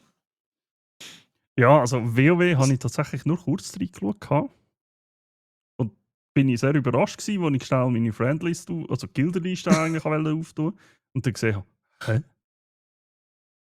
Ullenbullen spielt World of Warcraft? Und ich so, ja. okay, interessant. Ja, why not? Aber ich spiele kein Classic mehr. Obwohl gewisse jetzt ist ja Mists of Pandaria Classic rausgekommen. Und Ja. dort haben viele wieder angefangen, auch von der Gilde und so. Und viele wieder anfangen zu spielen dort. Aber ich muss einfach sagen, ja, ich habe Classic habe ich gespielt jetzt. Graded wieder. Ich glaube, ich habe es jetzt gesehen. Und Ew. spiele einfach Retail. Retail ist für mich ganz hauptsächlich nur noch darum, Geschichte zu erleben. Ich muss nicht mehr Ja. progressen, ich muss nicht raiden. Mir ist mein E-Score eigentlich ziemlich egal. Ähm, solange ich Geschichte kann mitverfolgen und miterleben, was ja mittlerweile wirklich sehr viel einfacher geht. Also du musst ja Mhm. durch das, dass du jetzt auch NPCs in den Dungeons innen kannst mitnehmen eigentlich. Nicht in allen, glaube ich, aber in gewissen musst du auch nicht immer irgendwie andere Spieler suchen, wo du dann irgendwie stundenlang wartest, bis du eine Gruppe Ja. gefunden hast, sondern gehst einfach rein, hast vielleicht ein bisschen weniger bessere Loot oder so, ich weiß gar nicht. Machst das Zeug einfach mit den NPCs. Und das ist, Genau. da kommst du in der Geschichte voran, du erlebst die Geschichte und das finde ich mega gut. Aber Ich auch. ähm, Du bleibst tun. ja, das wird sich jetzt zeigen. Ich habe jetzt 250 Stunden Dune gespielt. Mhm. Innerhalb von 7 Wochen. Das ist viel. Also ich glaube, es sind etwa 7 Wochen. Ja, nein, fast 2 Monate mittlerweile, 8 Wochen fast. Wir haben am 5., 6. haben wir angefangen. Mhm. Ähm, ich finde es immer noch super tolles Spiel, muss ich sagen. Also sonst hätte ich es nicht so lange gespielt. Definitiv nicht. ähm, ich bin auch gespannt, wie es weitergeht. Ende Jahr sollte ja ein nächster Content-Patch kommen oder so, habe ich gemeint. Ich weiß nicht. Mhm. Ich habe es gar nicht mehr richtig im Kopf vielleicht. Ähm, der Hype hat sich extrem abgebaut, aber das kennt man heutzutage. Es wird 2, 3, Ja. 4 Wochen, wenn es gut kommt, wird es voll gehypt. Die Spielerzahlen bis zum geht nicht mehr. Dann macht es Bam und du hast ein Flatline, wenn man so schön sagt. Ähm, was mich im Moment und tatsächlich in den letzten Tagen oder jetzt in den vergangenen Wochen immer mehr gestört und oder frustriert hat an dem Spiel ist, du wirst als Solospieler, und ich sage jetzt mal, ich bezeichne mich als Solospieler in dem Game. Wir haben zwar eine Gilde, aber das ist ein ganz anderes Thema. Ähm, wenn du als Solospieler oder in einer kleinen Gruppe bist, wirst du tatsächlich ein bisschen im Stich gelassen von dem Spiel, wenn du kein PvP willst machen. Es ist halt, ich verstehe es auch, der grosse oder der geile Shit oder die grossen Spice-Vorkommen und alles, wo du halt musst sammeln und da brauchst du halt wirklich auch viel davon, wenn du wirklich die besten Sachen willst bauen. Die sind Mhm. alle in der im grossen PvP-Gebiet oben. Die sind umkämpft. Wir sind gestern rumgeflogen, wir haben 3 von diesen grossen Feldern gefunden, alle leer. Wir haben kleine Felder gefunden, die haben wir probiert abzubauen, sind dann nachher beschossen worden. Ich bin verreckt, mein Helikopter ist kaputt gegangen, ich bin futsch gsi. Und einfach nur, und das ist das, was mich wirklich enttäuscht, aber das liegt jetzt nicht nur an Dune, aber halt auch, weil heute einfach überall nur noch, dort ist einer, ich greife den an. Es wird einfach 0815 Kill on Sight, wenn man so schön Ja, das sagt. ist scheiße. Das ist auch ein Problem gewesen, haben wir ja du hast das mal angesprochen, warum ich kein DayZ mehr gespielt habe und so, weil es einfach, Ja. es wird nicht mehr konfrontiert, es wird nicht mehr kommuniziert. In einem DayZ früher, wo wir gespielt haben, wenn wir Gegner gesehen haben, dann haben wir die noch ein bisschen hochnehmen oder so. Dann sind wir an, hey, Ja. leg dein Zeug am Boden, dann lassen wir die am Leben und laufst in die Richtung weg. Mach irgendeinen Scheiß, dann schießen wir. Aber wir sind nicht einfach aus 500 Kilometer Entfernung, Ja. dort ist einer. Radadadadabam. Und das ist Ja, das, das was heute leider, ist. und da gebe ich tatsächlich ein bisschen all unseren Battle Royale Games ein bisschen die Schuld. Heute wird einfach, es wird einer gesehen und es wird nur geballert. Und das ist uns halt Ja. auch passiert. Und wenn du einen normalen Lebensalltag hast, und da zähle ich mich nur halb dazu, weil ich habe das Privileg daheim zu arbeiten, ich bin solo hier auch unterwegs, kannst du sagen. Ich habe meine Verpflichtungen im Griff, und habe trotzdem viel Zeit, aber selbst dann, wenn du halt, ich sage, einen 9-to-5 Arbeitstag hast, Ja, da bist du einfach weg vom Fenster in so MMOs. ja, weil da gibt es halt einfach Leute, die haben mehr Zeit, die können am Morgen um 8 Uhr in die Deep Desert ihre Spice rausholen für den Tag, weil vor um 10 Uhr ist dort oben nichts los. Und dann gehen die halt am Morgen früh, dann gehen die Spice holen, in einem Frieden sehen vielleicht 1, 2 Spieler, aber die machen wahrscheinlich nicht, weil die auch froh sind, dass sie in Ruhe können ihr Zeug holen können. Und wenn ich irgendwie dann am Abend komme, dann sind natürlich alle anderen auch Ja. unterwegs. Und dann muss ich dort nichts wählen. Und das habe ich letzte Woche Nee. tatsächlich ein paar Mal gehabt. Habe probiert, habe gedacht, okay, es war sonst niemand rum, ich gehe alleine dort rauf. Schauen, ob ich Ressourcen holen kann. Die Gilde war keiner rum. Ich dachte, ja gut, machst du halt allein. Hey, ich bin angegriffen worden. Ich habe es zwar bis jetzt eben auf gestern, habe ich es immer davon geschafft irgendwie, aber ich konnte halt einfach auch nichts können wirklich holen. Es war Ja, das ist eben Peanuts, scheiße. die ich rausgeholt habe. Das ist das, was ich meine. Wenn du als Solospieler oder in einer kleinen Gruppe bist, wirst du einfach im Stich gelassen von dem Spiel. Wenn du kein PvP machen willst. Ja. Und das führt dazu, und ich habe jetzt gerade vorhin eine Nachricht von jemandem bekommen, der eben auch in unserer Gilde ist, wo ich gestern auch schon ein bisschen diskutiert habe damit. Ich bin mir schwer am Überlegen zu pausieren und einfach mit dem Ja. nächsten Content-Patch, der eben vielleicht Ende Jahr kommt, wahrscheinlich wieder einsteigen, schauen, was kann man machen. Ja. An und für sich, wie gesagt, Ja. ich finde es immer noch super Spiele. Es gibt einfach so gewisse Faktoren dran, wo halt so ein bisschen schade sind. Ja, das ist schade. Und darum habe ich mir gestern, weil ich es halt auch noch installiert hatte, aber ich musste es updaten, habe ich gestern New World angeschlagen. New World Das habe Eterno. ich gesehen, ja. Ich habe gedacht, ich habe die letzten Tage habe ich ein bisschen beim Metashi zugeschaut. Viele kennen den, er ist einer der grössten WoW-Streamer und so.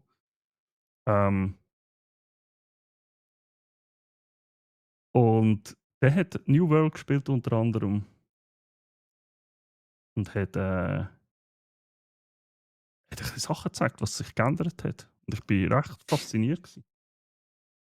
Ja, der Dicor hat hat's auch mal ein bisschen gespielt, der hat mir dann ein bisschen erklärt, wie, was sich da gross geändert hat in New World. Es hat mit Archetypen gesetzt, wo du am Anfang kannst auswählen, was für einen Archetyp was du hast. Das ist nice. Kannst eigentlich so von der Klasse reden, aber du hast halt immer noch die Freiheit, die der New World immer gegeben hat. Du definierst deine Klasse ja eigentlich anhand von den Waffen, die du skillst. Ja. Und was dazu kommt, ist, wenn du jetzt so einen Archetyp auswählst, ich glaube, ich habe tatsächlich den Okkultist ausgewählt. Da kannst du sagen, es ist wie so ein Mix zwischen Magier und Hexenmeister. Der hat jetzt zum Beispiel einen Bonus, aber du bekommst schon direkt 50 Skillpunkte bei Bergbau und Juwelen schleifen und so Zeugs über. Krass. Weil er halt eigentlich dafür gedacht ist, okay, ja, du bist Okkultist, du hast ja mit magischen Gegenständen und so Zeugs zu tun. Mhm. Dann geben wir dir hier einen Bonus für das, damit du kannst magische Ringe und so Zeugs herstellen. Und da gibt es auch verschiedene Archetypen, die verschiedene Boni haben. Das finde ich noch nice.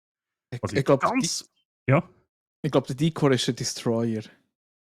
er hat einen Waldläufer gemacht, hat er mir gesagt. Ah, in dem Fall ein Ranger. Okay. Ja, Sorry, genau. Decor. Aber also vor allem wollte ich mal wieder reinschauen, weil ich es zu Release gespielt habe, viel. Ich habe 2 Charaktere, die sind knapp vor 50 gewesen. Krass. Und es hat sich extrem viel da. Zum Beispiel, und das finde ich wirklich ganz krass, aber auch sehr gut, es ist freaking normal alles vertont mittlerweile. Und zwar Das ist halt auf schon. Deutsch. Nicht einfach auf Englisch oder so, sondern es ist wirklich, du gehst zu einem NPC an, willst die Mission folgen, der redet er mit dir. Das Es ist steht schon nicht einfach geil. nur ein Text. Und da muss ich sagen, okay, ich sag mal, wenn sie viel von diesen Sachen zum Beispiel bei Release schon drin gehabt hätten, wäre das Spiel wahrscheinlich ganz anders ins Leben gestartet damals. Ganz ehrlich. Es ist halt schon, du hast halt momentan echt viele Spiele, wo halt einfach musst sagen, Alter, warte einfach ein halbes Jahr oder ein Jahr und dann wird es besser. Ja, Es ist voll. leider traurig, aber es ist leider so. Ja.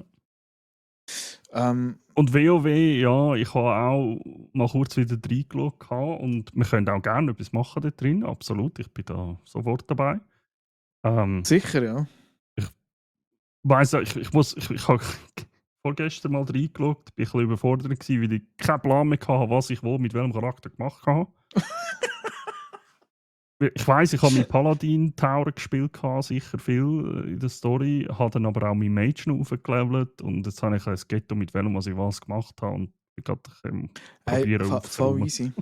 Voll easy. Eben, ich bin auch noch ein bisschen, ich bin jetzt mich Krieger noch ein bisschen am Austesten, am Ausprobieren und weiss der Gucker was alles. Und eben, momentan spiele ich das eh nur, wenn ich wirklich Bock drauf habe, weil momentan bei mir das Company of Heroes halt wirklich am Dominieren ist. Ja. Genau. Ja, nice. Ja, Wir haben schon wieder maßlos überzogen. ja. Zum Abschluss sagen wir einfach, bleibt gesund, bleibt fair in das Spiel innen, auch im PvP, seid lieb, geht Ja, reden, Sicherheit nicht doppeln. Genau. Sag's, was ist. zuerst fragen und dann schießen. Und eben Spaß auch mit anderen. Und ja, ich glaube, so macht das Spielen für mehr Spaß. Genau. Absolut. Geht Scheiß machen, geht nicht ernst spielen. Eben Ernst hat er schon genug im richtigen Leben. Ja, Scheiß machen kannst du eben auch dazu zählen, dass, was die Dudes machen. Weißt, für die ist es wahrscheinlich witzig. Ja, gut, das stimmt. Also, geht Darum. konstruktiven Spielt, Scheiß. spielt so, dass ein anderer nicht die Spiele kaputt macht. Ja. Überlegt Das euch ist ein bisschen etwas dabei. wie das super Sprichwort. Das, was du nicht gerne hast, das füge keinem anderen zu. Oder wie geht das? Ich glaube, das ist ein Hey, guter Abschluss. Das lassen wir, glaube ich, so. Ist gut. Okay. okay. Bis zum nächsten Mal. Vielen Dank. Ja, merci vielmals. Tschüss.